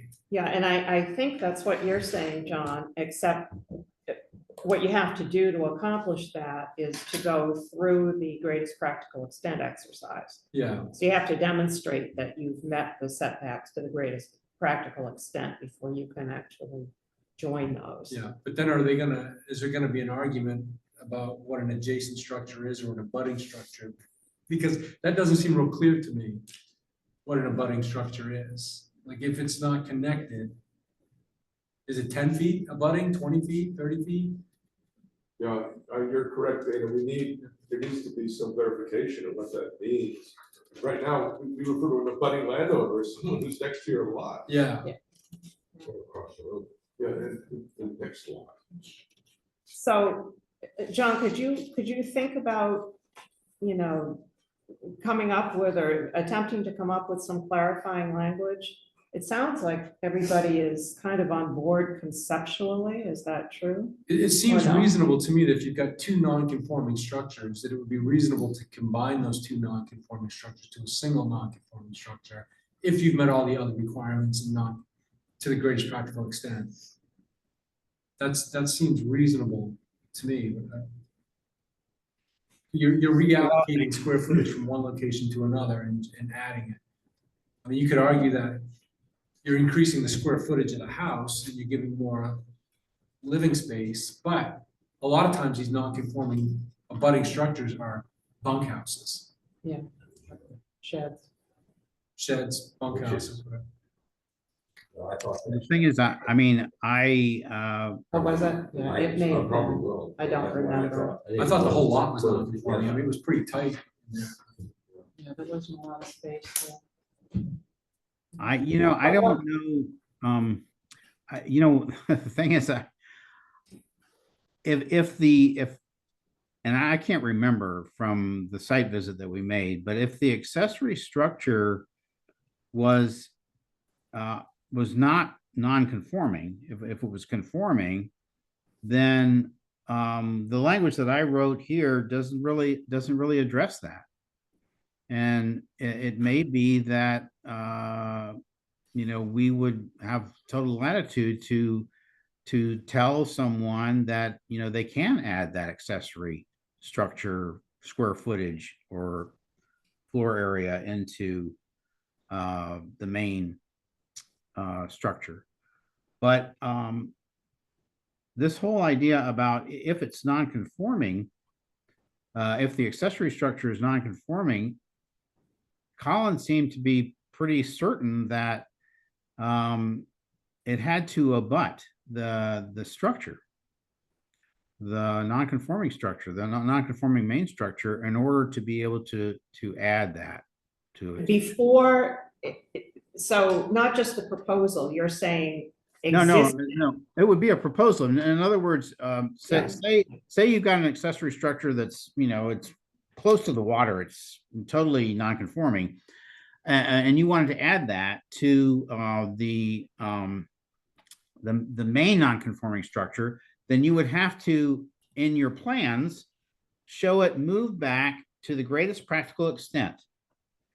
And in those plans, that are showing it move back to the greatest practical extent, then after what is showing in your plan is that accessory structure, as you have moved it on your plans, abuts the, non-conforming main structure, in order to be able to, add that square footage in, or floor area in, to the non-conforming main structure. So do you think he's saying that just because,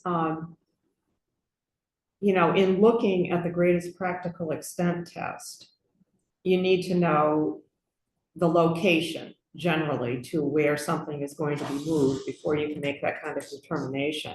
I can't imagine it means that in your final plan, I mean, if you're gonna build a new cottage, that there has to be this little bump out that used to be the shed. That doesn't make any sense.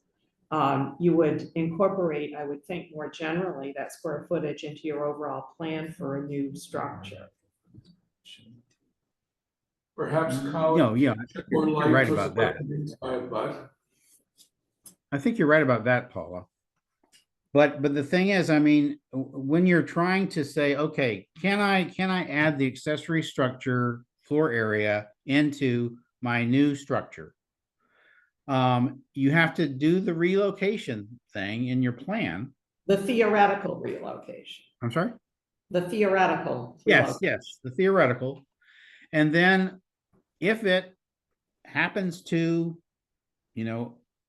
as I say, but I would think if it overlapped, that would be also okay.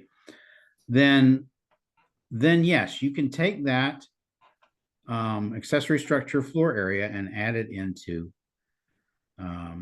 whatever your plans are to build the main structure. I'm looking at the plan for Old Colony, and the adjacent structure was across the driveway from it. So I'm just like eyeballing the map. It looks like it was more than 100 feet More than back. 100 feet. So So how it's, close was it to the neighbor? it might have had a sideline problem. Yeah. Yeah. But I tried. yeah, it was not conforming, but not because of the water setback. Right. I don't know. I mean, I guess, I hate to put you on the spot, Don, but am I trying to say this right? Or, I mean, from what Colin was saying? Yeah, John, I looked at it and my take was simply, you do the greatest practical extent test first. And if that happens to result in the accessory structure being adjacent to the principal structure, then you can combine them. Yeah. That's the extent of it. I'm having trouble, maybe because I didn't take metaphysics in school. If you could if you could theoretically relocate the accessory non-conforming structure back beyond the principal structure, does that mean you can't use that Correct, square footage? exactly. That's exactly what Yeah. Colin would say. Yeah. But then at the bottom of the email, he says, just, you cannot combine them. You can't combine floor area of multiple buildings. There's no gray area. You know, whatever we decide, it would be useful for us, and I don't know if we would ever do this, but to publish something to the citizens, so you're thinking about remodeling your camp, here's what you need to know. In plain English, like, you've got 3 structures, here's what you need to know. So these, we're confused. And you know, a lot of you guys have been reading this land use ordinance for 20 years. So just imagine being a resident trying to figure this stuff out. Well, we haven't figured it out yet. I know, like, mean, but once we do figure it out, it'd be yeah, nice if yeah. we could say, here's what you need to know, FAQs or something. So we took that tack with the illustration. Oh, Most practical extent in the last version. Yeah. We included Yeah. a diagram. That could be something we could do. What have you got, Jack? I sort of have a dumb question, but why do we care about an accessory structure that's going to be relocated or removed when the limiting factor is the total floor area that's allowed, like 1,500 square feet of floor area? Yeah, well, there's that too. I mean, you'd have to assume that they were able to be compliant with that requirement. Because the way we've been talking about this is that, you know, maybe they could combine the floor area, but they have to comply with all the other requirements, and that square footage you're talking about is one of those requirements, so. And the homeowner wants to build the biggest house they possibly can, given the requirements within the, and they're willing to sacrifice structures in order to make that happen. But in the end, the floor plan should remain the same. You just reallocate from point A to point B, if it's all non-conforming. I think the last thing that Don was saying was the crux of it, which is if you can move this accessory structure to make it non-conforming, then you can't add it in. Oh, if you could, To make it conforming. to make it conforming. Yeah. Yeah, to make it conforming. Yeah, you can't add it in then, but so it's only if it happens to be a budding, you know, I hate that word, but next to, adjacent to the non-conforming principal structure, then you can add it in. So when you guys were talking about the greatest extent possible, you were talking not just about the main structure, but the adjacent structure Right, itself. Okay, right. you can move that back to the road or whatever, out you of- know, out of- you know, within a 50-foot setback. I Yeah. mean, you know, maybe there's a scenario where they could relocate it to the greatest practical extent, and they'd be able to add it in to the square footage of the main camp, but I think it would be pretty unusual based on those, Right. Which is what Colin will say. yeah. Okay, so you have to apply the test first. If you can Right. move it, move it. If you can't, then it can be added on. If it's non-conforming. If you move it to the greatest practical extent and it happens to be adjacent to the main structure, then you can add it. Does that work the same for removal? Say again, Jack? Is removal the same as relocation in this instance? It's a fictitious, Yeah, I think so. So is it written in the ordinance now this way, or is it? would require It's some- not addressed in the ordinance. I mean, we have the greatest practical extent test, so if Yeah. someone came in and said, you know, I want to move the shed, you know, we could talk to them about moving the shed, but we have never really considered whether they could take that square footage of the shed and add it to a non-conforming structure. That's just not addressed, and we haven't dealt with that. So that's the scenario that we were looking to clarify. I think. No, I'd be happy to try to, spruce up this language, but I'm not sure what I'm driving at here. I think, maybe I could put in the idea of overlapping. Because if It you, sounds to me like there's a very narrow set of circumstances under which this might do someone some good. yeah, really narrow. Yeah. That's what he was saying. I mean, he was saying it hardly ever happens or could happen. I don't even know if he's ever encountered it. I mean, I think there's a lot of people out there that say, I'm gonna consolidate these structures and I'm gonna make one big one. That's the way they think. And I've got a camp and a bunkhouse. I'm gonna combine these two and make one big camp. That's not uncommon. I don't ever recall seeing one of those. Jack, do you? No, I don't think so. Or Chip put the kibosh on before they Maybe, ever yeah. got I mean, here? I'm just thinking of conversations I've had with people around the lake, and Yeah. I think this is long before I became part of this, but they're wondering what they can do with this property, and they're Yeah. looking at all these different structures that they have. Yeah.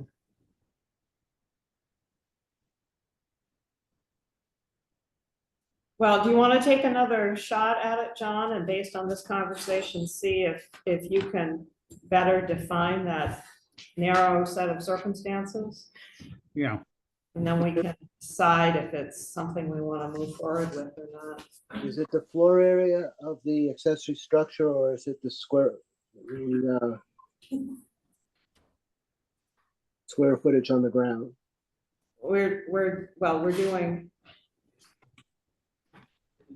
We're doing floor area. Okay, even for, in this too, for an accessory structure, so if you had a shed, we'd go by the floor area? Yeah. Yeah. So three-story shed, they'd be sitting pretty.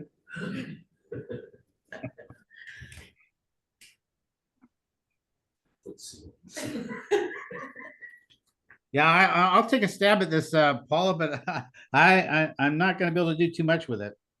Break it down into It steps. sounds like the shoreline zoning, state shoreline zoning standards really box this in quite tightly. Yeah.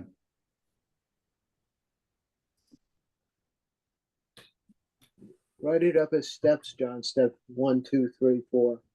Okay. You could just say no, right up, right, that's it. We could, yeah. I'm sorry, what was that? Brandon said we could just keep it simple and say, no, we're not gonna do this. Well, just don't, not allow combination. Yeah. Kind of seems like that's what Colin was saying.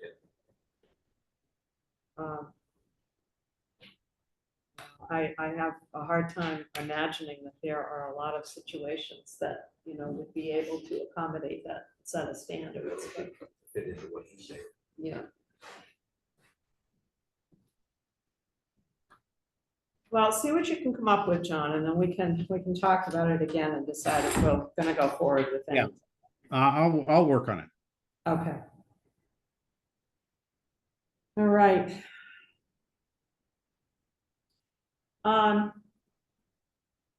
CID is next on the list. You want to talk about that a bit, Peter?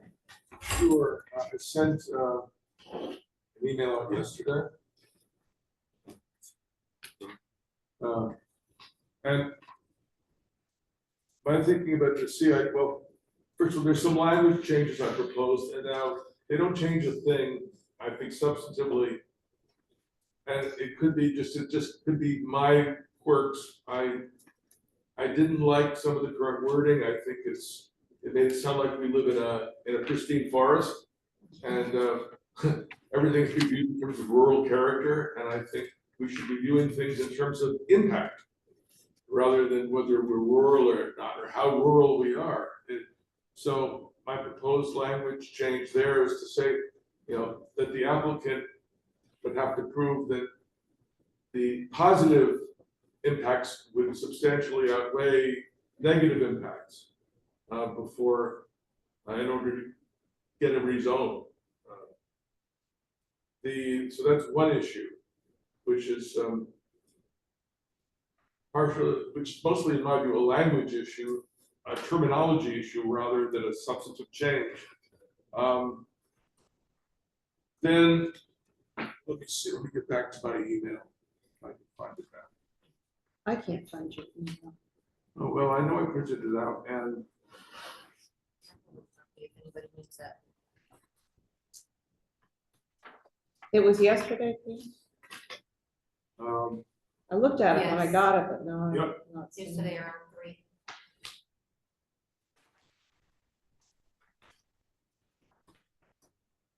oh, I know. I think There's no attached document, it's just an email. yeah, just an email. And It's got the same thread as Henry. that's right, that's why. Oh, it's that's Henry's why I- thread? It's in the thread. Okay, all right.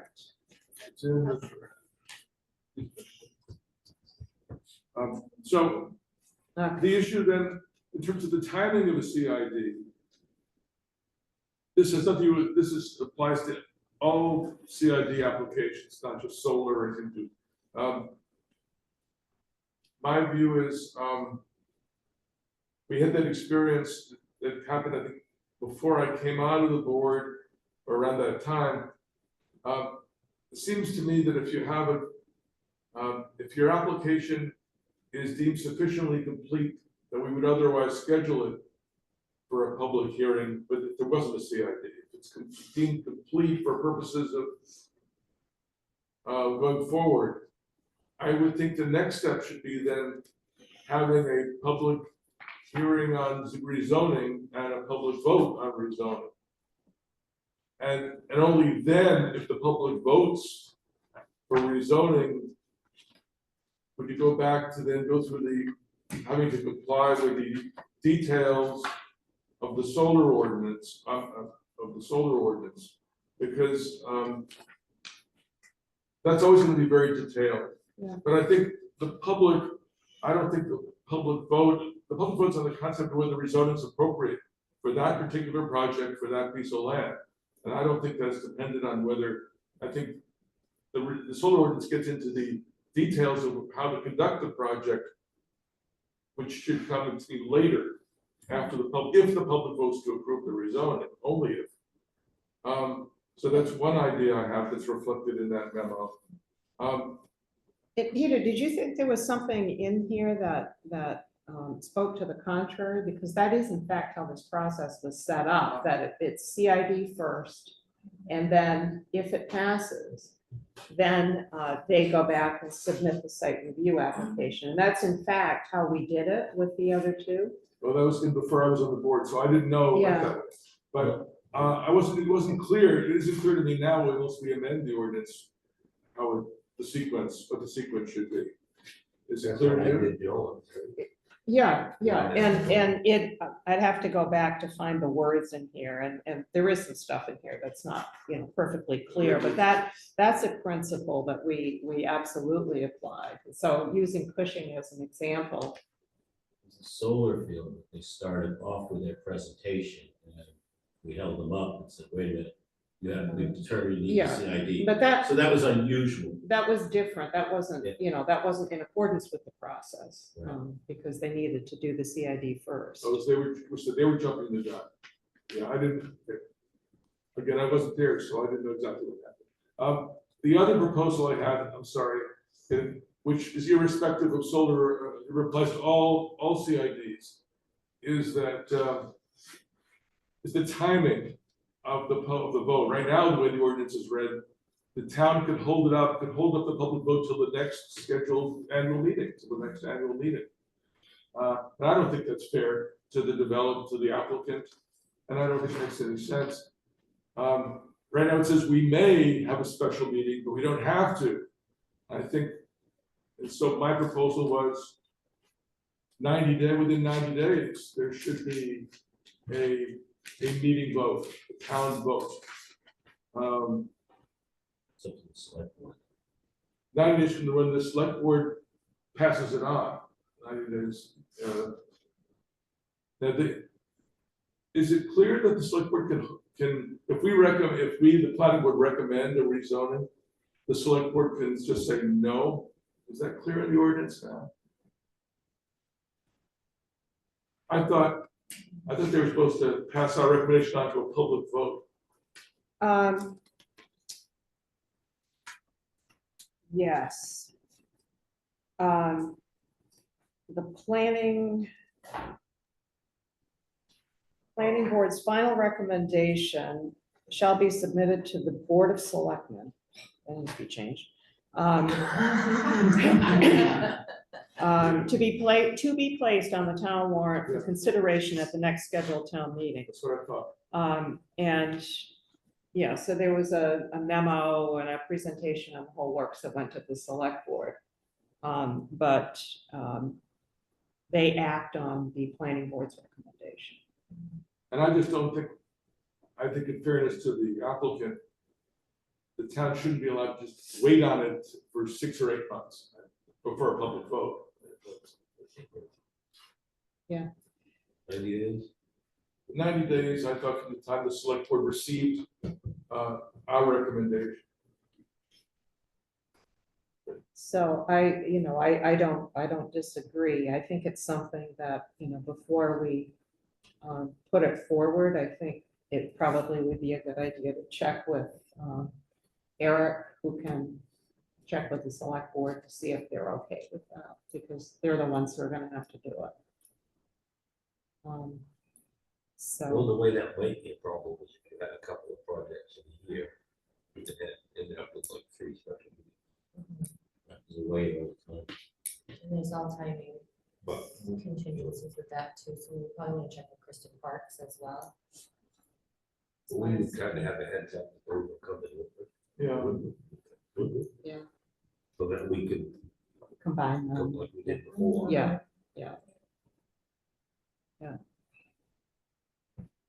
I want to check with Kristen Collins too. We ran into just this issue today in Wayne, where we have one example where there's a moratorium's opinion coming through, which is being passed on to the select board, and in the case of moratorium, they have to pass it on. So the question arose, because we had something else going on, if it came from the planning board, is it automatically sent to town meeting? And the lawyer there said, not necessarily so, that's different. So I'd say, might be smart to ask Kristen Collins about that. It just happened today. well, I mean, under normal circumstances, I mean, when we finish these revisions, for instance, that gets sent to the select board. And they choose whether or not they're going to put it on the warrant for town meeting. Right. They always do. I mean, they don't say no, but I think Exactly. it's different than here, where it says that they will. I mean, You'd have to ask Eric, 'cause I think that would be on the select board to decide if they're gonna do that or not. I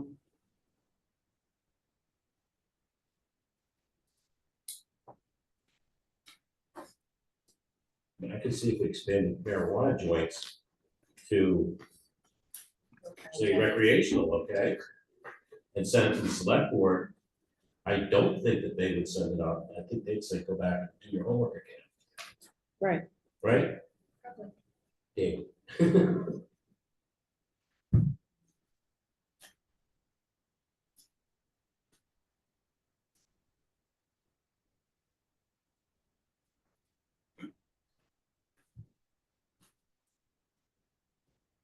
Now, that's what I was looking, Peter, for where there was reference to site review in the CID piece, and it's the very last thing, number 13. And it talks about uses, structures, or buildings proposed in the CID shall be required to obtain site review according to the requirements of the ordinance. So that's the spot that shows up.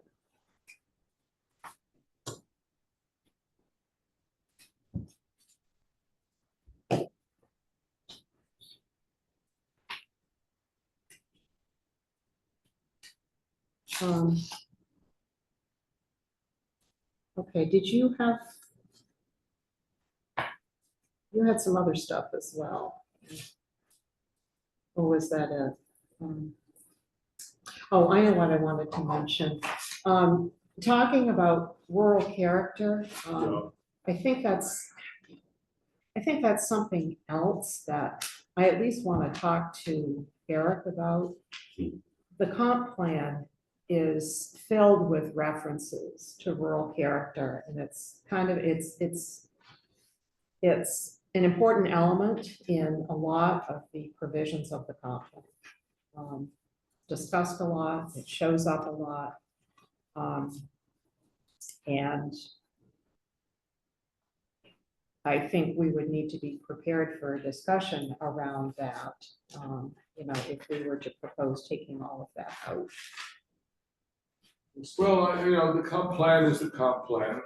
I sort of, but In the ordinance, I think ordinance it's has, the ordinance, of course, is legally enforceable in a way that a comp plan is not.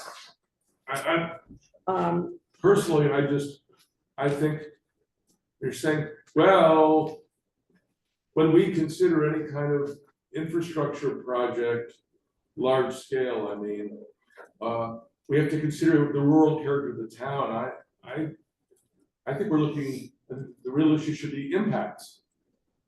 Yeah, if someone wants to bring it, put a cement plant in Readfield, which would create some air quality issues and parking issues, that's one thing, that's an impact. But I don't know, there are a lot of things.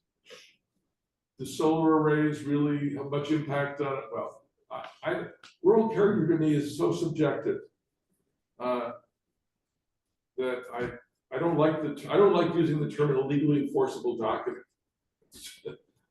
We know that there are court cases that determine where towns tried to zone based on character, and the court said no, character's too vague. I'm aware of just one case, the Maine Supreme Court said that. Rural character isn't as vague, but I don't know that it really encompasses everything that goes on in this town. but it's not really a standard. I mean, it doesn't say, you know, you've got to demonstrate that you've maintained rural character with your project. Well, the CID language comes sort of close to that. And basically, then any large project would be could arguably be contrary to the rural character. But I don't think that should be the issue. The issue should be whether it's good, you know, a net positive or a not. And my proposal said would put the burden on the applicant to prove that the positives clearly outweigh the negatives. So it's not like I want to open the doors to cement plants or you know, abattoirs again. We used to have one. A couple. A big one. But anyway. Well, I mean, wasn't the issue that the state of Maine doesn't like that term rural character? They take offense to it, or is it legal? I know one court, a court said the character was too vague as a zoning standard. I don't think the state of Maine takes offense to it because, you know, No. they Legislature did. I thought it was a political correctness thing. I think they put it in the law because it came up during all the affordable housing talks in the beginning of 2003. Saying you couldn't use that as a part of your decision, that being character. Paula, is this something we can ask Kristen Collins about? Yes. yeah. Yeah, I mean, there are other places in the land use ordinance, in the district descriptions, there are some references to rural character. The comp plan certainly references rural character. How about non-urban? And anyway, I'm not against rural uses. I just didn't like the phrase as a legally enforceable phrase. And by the way, so finally I found my email list from yesterday. It's in that thread that started with a January 18 or 19 email from Paula attached as our agenda. So that's where it is.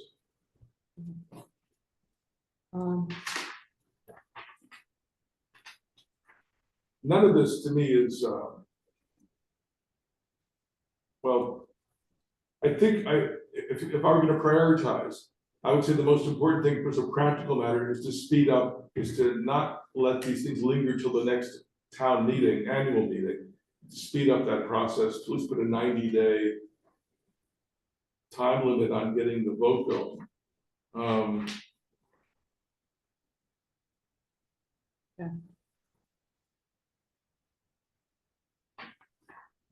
That would be fine. I think that's a good idea, Peter. I appreciate all your hard work here, but I guess, when you talk about operate in a manner which positive impacts clearly outweigh negative impacts, I mean, that's a lawyer's dream.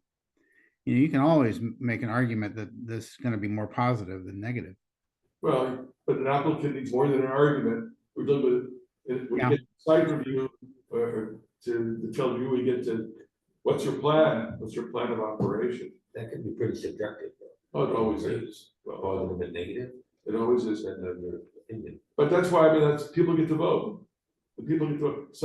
The people may say, this isn't the kind of thing we want in our town. Whether the positive impacts are there or not, no matter who says it's positive. I have no problem with that. People saying, they just don't want it.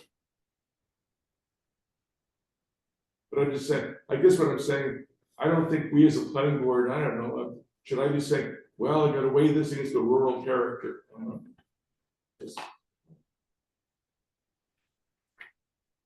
don't think we do that.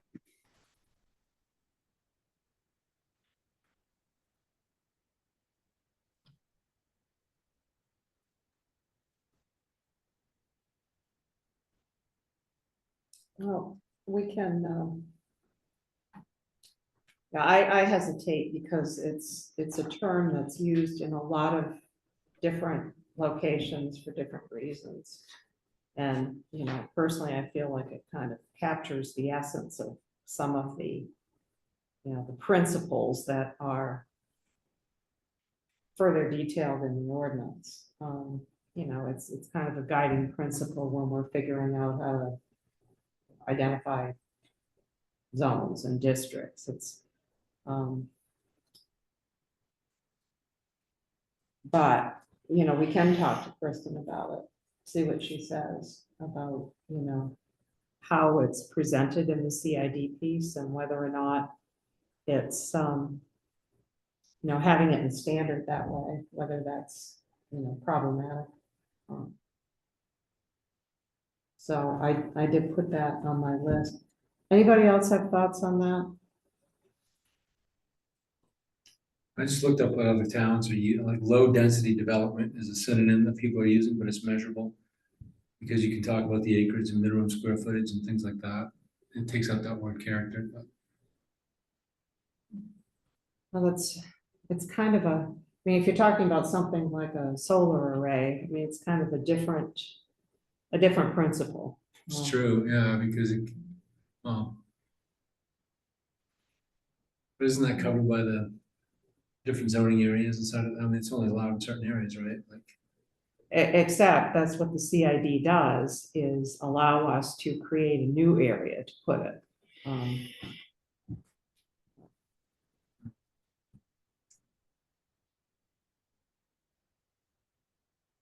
Well, I'll put it on the Kristen list for starters, and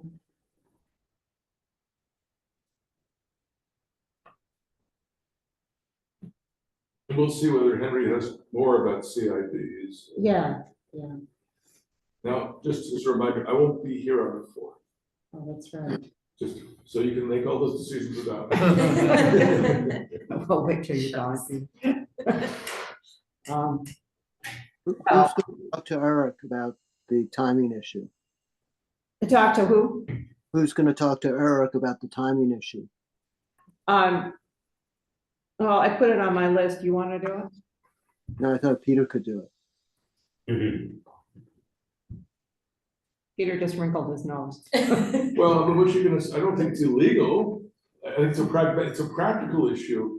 If there's a problem with 90 days, then it's, maybe it needs to be longer. I don't know. Maybe we should talk to the town clerk and talk to the town manager about that.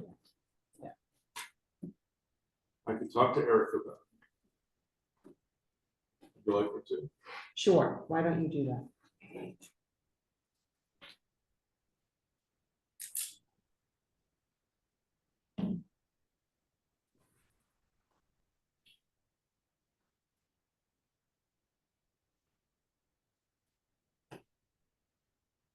That was Jack's suggestion.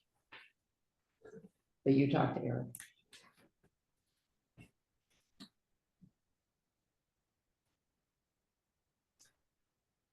Okay, anything else on CIDs for the moment? And the other outstanding question that Peter was just referencing is that we had talked at one point about whether or not, since we do have a standalone solar ordinance now, whether or not the CID provision should even pertain to solar projects going forward. If there's any benefit to doing that or not, or if they should be exempted from the CID process. And that was something that Peter and Henry were going to talk about, but I think Henry has been indisposed recently, and so we haven't really caught up with him on that yet. But that is the other outstanding issue, you know, whether or not we should eliminate that requirement.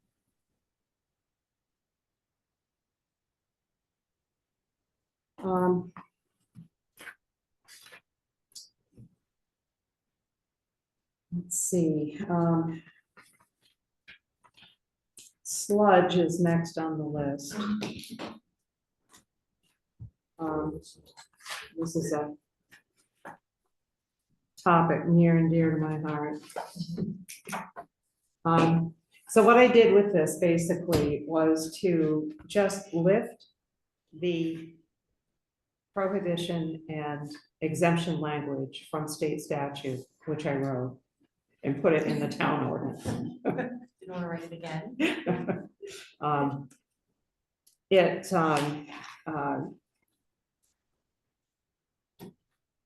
Legally, we would not be able to approve anything in Readfield, the sludge land application in Readfield that is prohibited on the state level. I mean, you know, the state law supersedes our ordinance, but for purposes of clarity, it seemed like including that as a prohibition would be the right thing to do and just make it consistent with the state statute.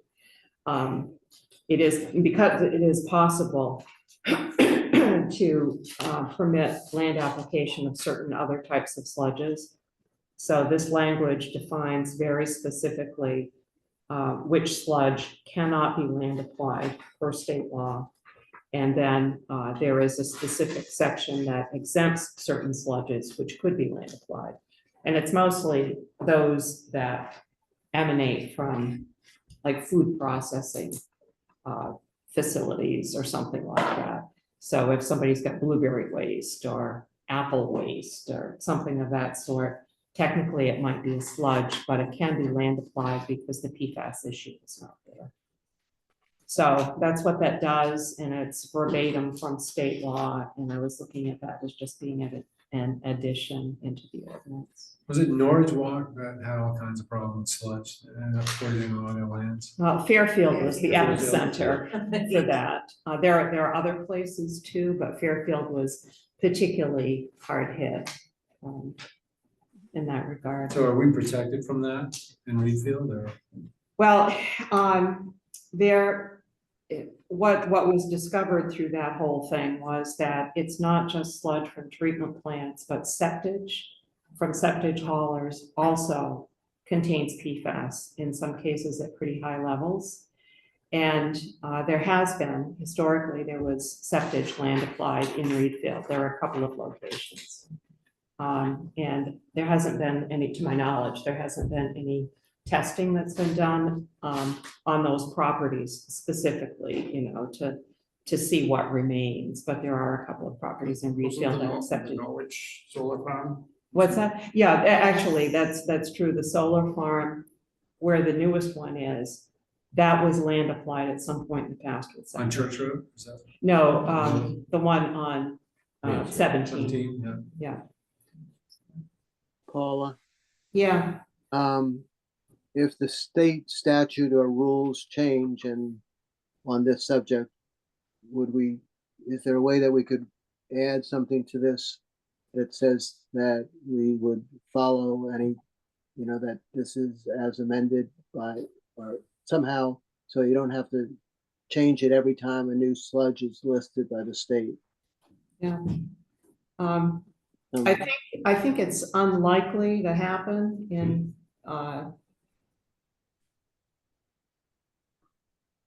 maybe in the, in the distant future. I don't see any scenario under which they're gonna say it's okay to land apply treatment plant sludge.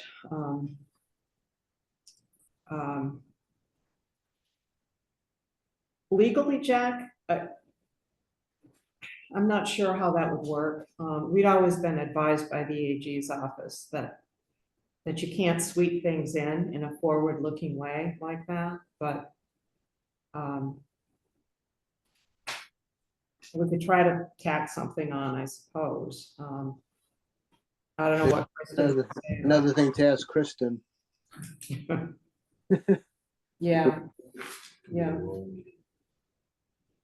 Because if we say consistent with the provisions of, and we can say as amended, or, we do that with other things in the LUO, like DEP guidance. yeah, okay. current Well, I can add some words and we'll see what her reaction is when she looks at it. Okay.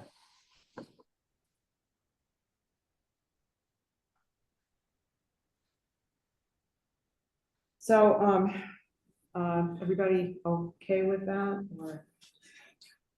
Well, I mean, right now, I mean, we're saying we're consistent with the state law, which prohibits certain things. That law is never gonna be changed to allow those things. And now, maybe the next paragraph, the prohibition does not apply. We could insert a few words saying, unless otherwise provided by state law, this prohibition does not apply to the following. Something like that. That's the only way I can see the law changing in the future, becoming more restrictive in this area. Yeah.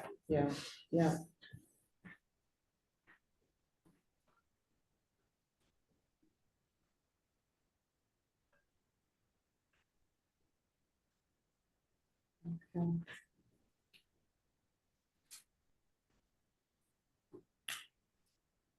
Okay, anything else on that one? Noise, Jack.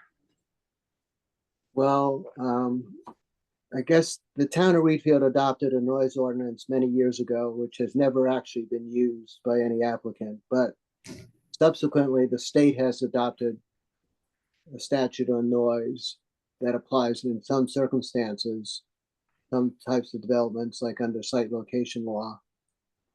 And it allows towns to have their own noise ordinance that can be more restrictive than the state law. So what I wrote up was basically that if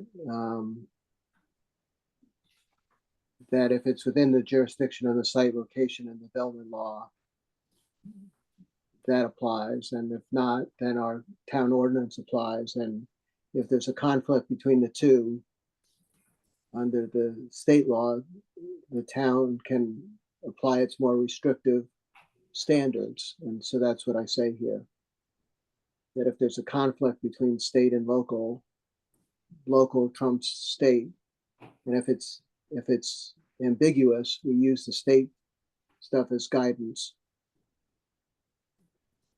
So am I correct, Jack, in that what this gets us that we don't have currently is that if something falls within the purview of the site location law right now, all the town has to administer is its own noise ordinance. But with this language, the town can enforce the state noise standard under site location if the project triggers site location. Right. No? And we would apply, and it allows us to use the state law if our local law is silent or inconsistent or unclear. But only in those cases where a project triggers site. Correct? Right, right. Currently, the only noise ordinance we have is barking dogs, and that's it. Construction. I thought it was like construction and activities or other things are. Jack, what's in the current noise ordinance? Our town ordinance. Yeah. What do you mean, what's in it? It's prohibited. What's restricted? Yeah. It only applies to, manufacturing and things like that. It doesn't apply to nuisance noise or But it extends to. standards for decibel levels, time of day, time of night, distance, types, ways to measure. It's pretty technical. The Readfield ordinance. The Readfield ordinance is technical. And it is more restrictive than the state law in some circumstances. Now, this could just be a bit of bad dream, but I have a recollection that there was a concert one night at the Mr. Bittar's barn, and that a neighbor went along with the decibel reader and came back to the town and claimed that the decibels were such and such a level. And it was all part of the process. Mr. Bittar had not yet obtained a permit to have concerts, so. That's how I'm reading it now, it says that there's a 10 decibel limit during the day, 5 decibel at night, but it applies to certain planting boards, so machinery fabrication, assembly, outdoor processing, and manufacturing. Right? Yeah. I don't think there's like a resonant noise. No, there isn't. We No. just have a nuisance. Right. Yeah. And one of the arguments was, well, I just invited my friends into this concert. I wasn't a commercial venture. I It's remember there, that Bob. piece well. But the problem was that it been advertised on social media to the general public. I think he violated the mass gathering ordinance that the select board oversees. But someone who came around with a decibel reader, I just wrote it. That's the problem with the noise ordinance, is the enforcement. You have to have the decibel meter, you have to train how to use it, and who's gonna do it? Don't look at me. You can put them on your phone now.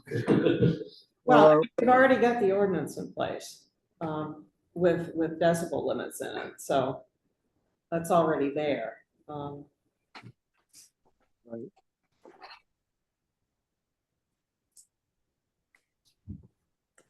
Okay, comments on Jack's proposal?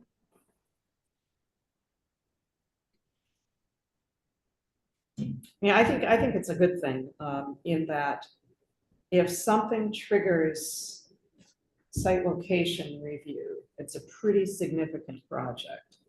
And I think it's a good idea that, that we have the ability to, to follow state rules in that regard and enforce if we choose to do so on the town level, which is what this would do.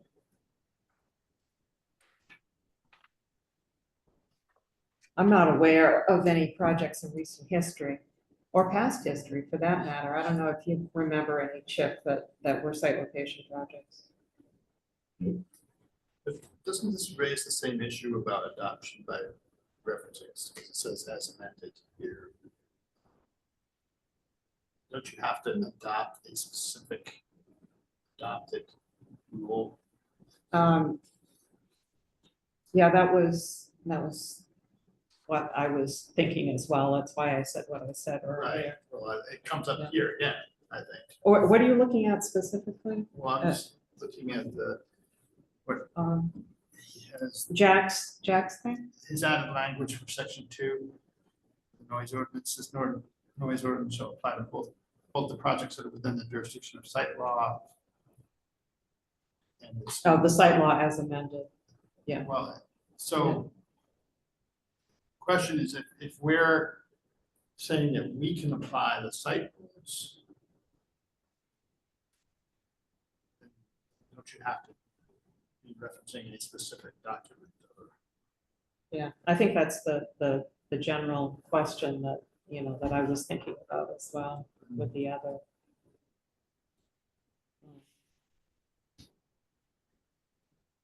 So.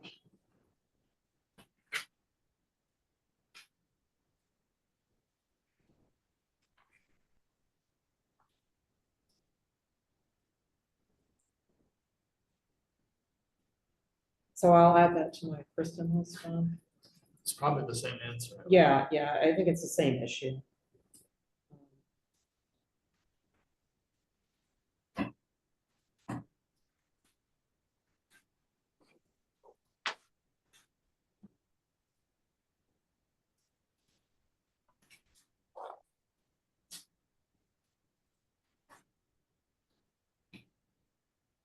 Okay. Well, it is just about 8 o'clock. We didn't make it through the entire list. So,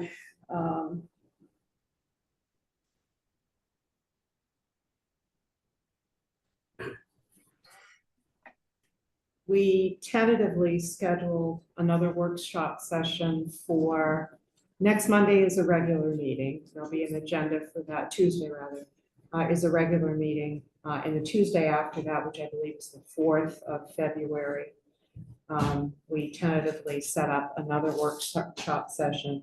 I know Peter can't be here for that. Is everybody else good for the 4th? Did Henry address that? Henry did not address that, and I'm gonna have to try to get in touch with him again. I was a little puzzled by his email earlier today. He didn't seem to know about tonight's meeting, but there was, I mean, you sent something around polling it, and we've talked about it, and there have been emails, so I'm not quite sure how we missed it, but I'll give him a call. We do that one early also. Well, what's your pleasure? We can. Seems pretty productive, get them over with. Maybe send out a reminder for this one, for that. Yeah, I did too. Somebody- I was One of the trying to emails remember. mentioned it. Well, I sent one on Sunday, It's hoping that, probably Chip, that would- actually, I think, sent out the reminder I was on- for the 5. I knew it like it I was was a ready good to be in. at one time. so you did get my Sunday email, right?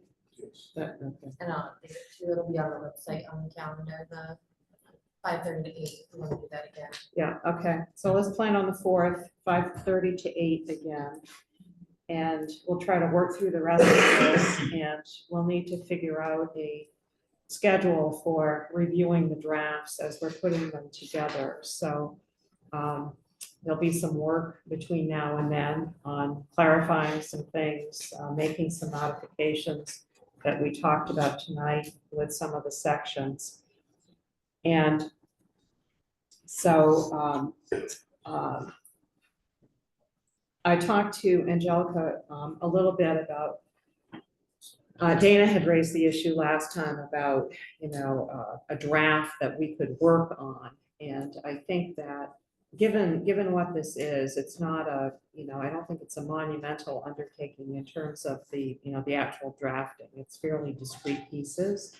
And so Angelica can kind of be the keeper of the master draft, and we can feed Angelica the pieces as we agree on them and decide what they're going to look like. So,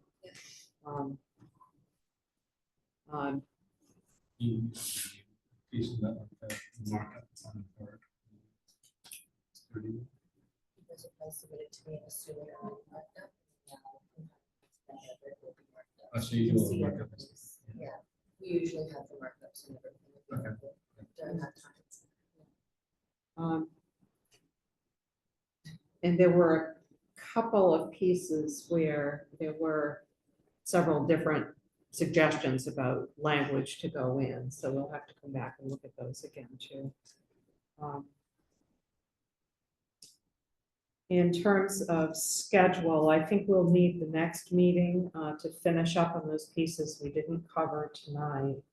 And then we'll have to schedule a meeting to go over the language once it's all together, and Angelica can give us a marked up copy with all the pieces in it. So to the extent that we came to agreement on what the language is going to say, you can provide that to her anytime. And everybody will have another bite at the apple to take a look at it, make sure it comports with everything that we talked about and agreed to. There was one piece on mine, which was the Copsey watershed review. Oh, that's right, yes. That wasn't on the list. That's right, I didn't put that on the list. So that was just modifying that reference slightly so it didn't require approval, right? It added within their jurisdiction or within the watershed, Copsey watershed. Right. So it's located in the watershed of Copsey Lake. Right. Did everyone have a chance to look at that? Don circulated it. I think that does what we needed to do. There weren't any other locations that you saw in the ordinance that use that language? That was the only. That was the only one. Okay. Okay, great. Thank you all. We are adjourned.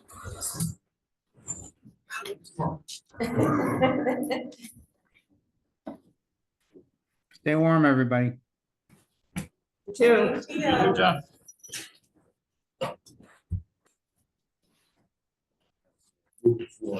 I know, I moved here from Florida. I'm an idiot. Oh.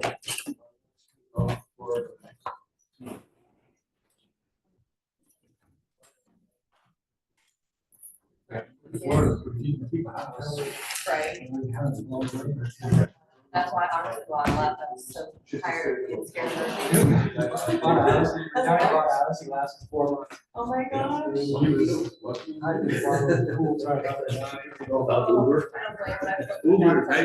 My infant trying not to catch. Oh yeah. I worked out South Korea. I used to be a long time ago. I'd rather you would stay.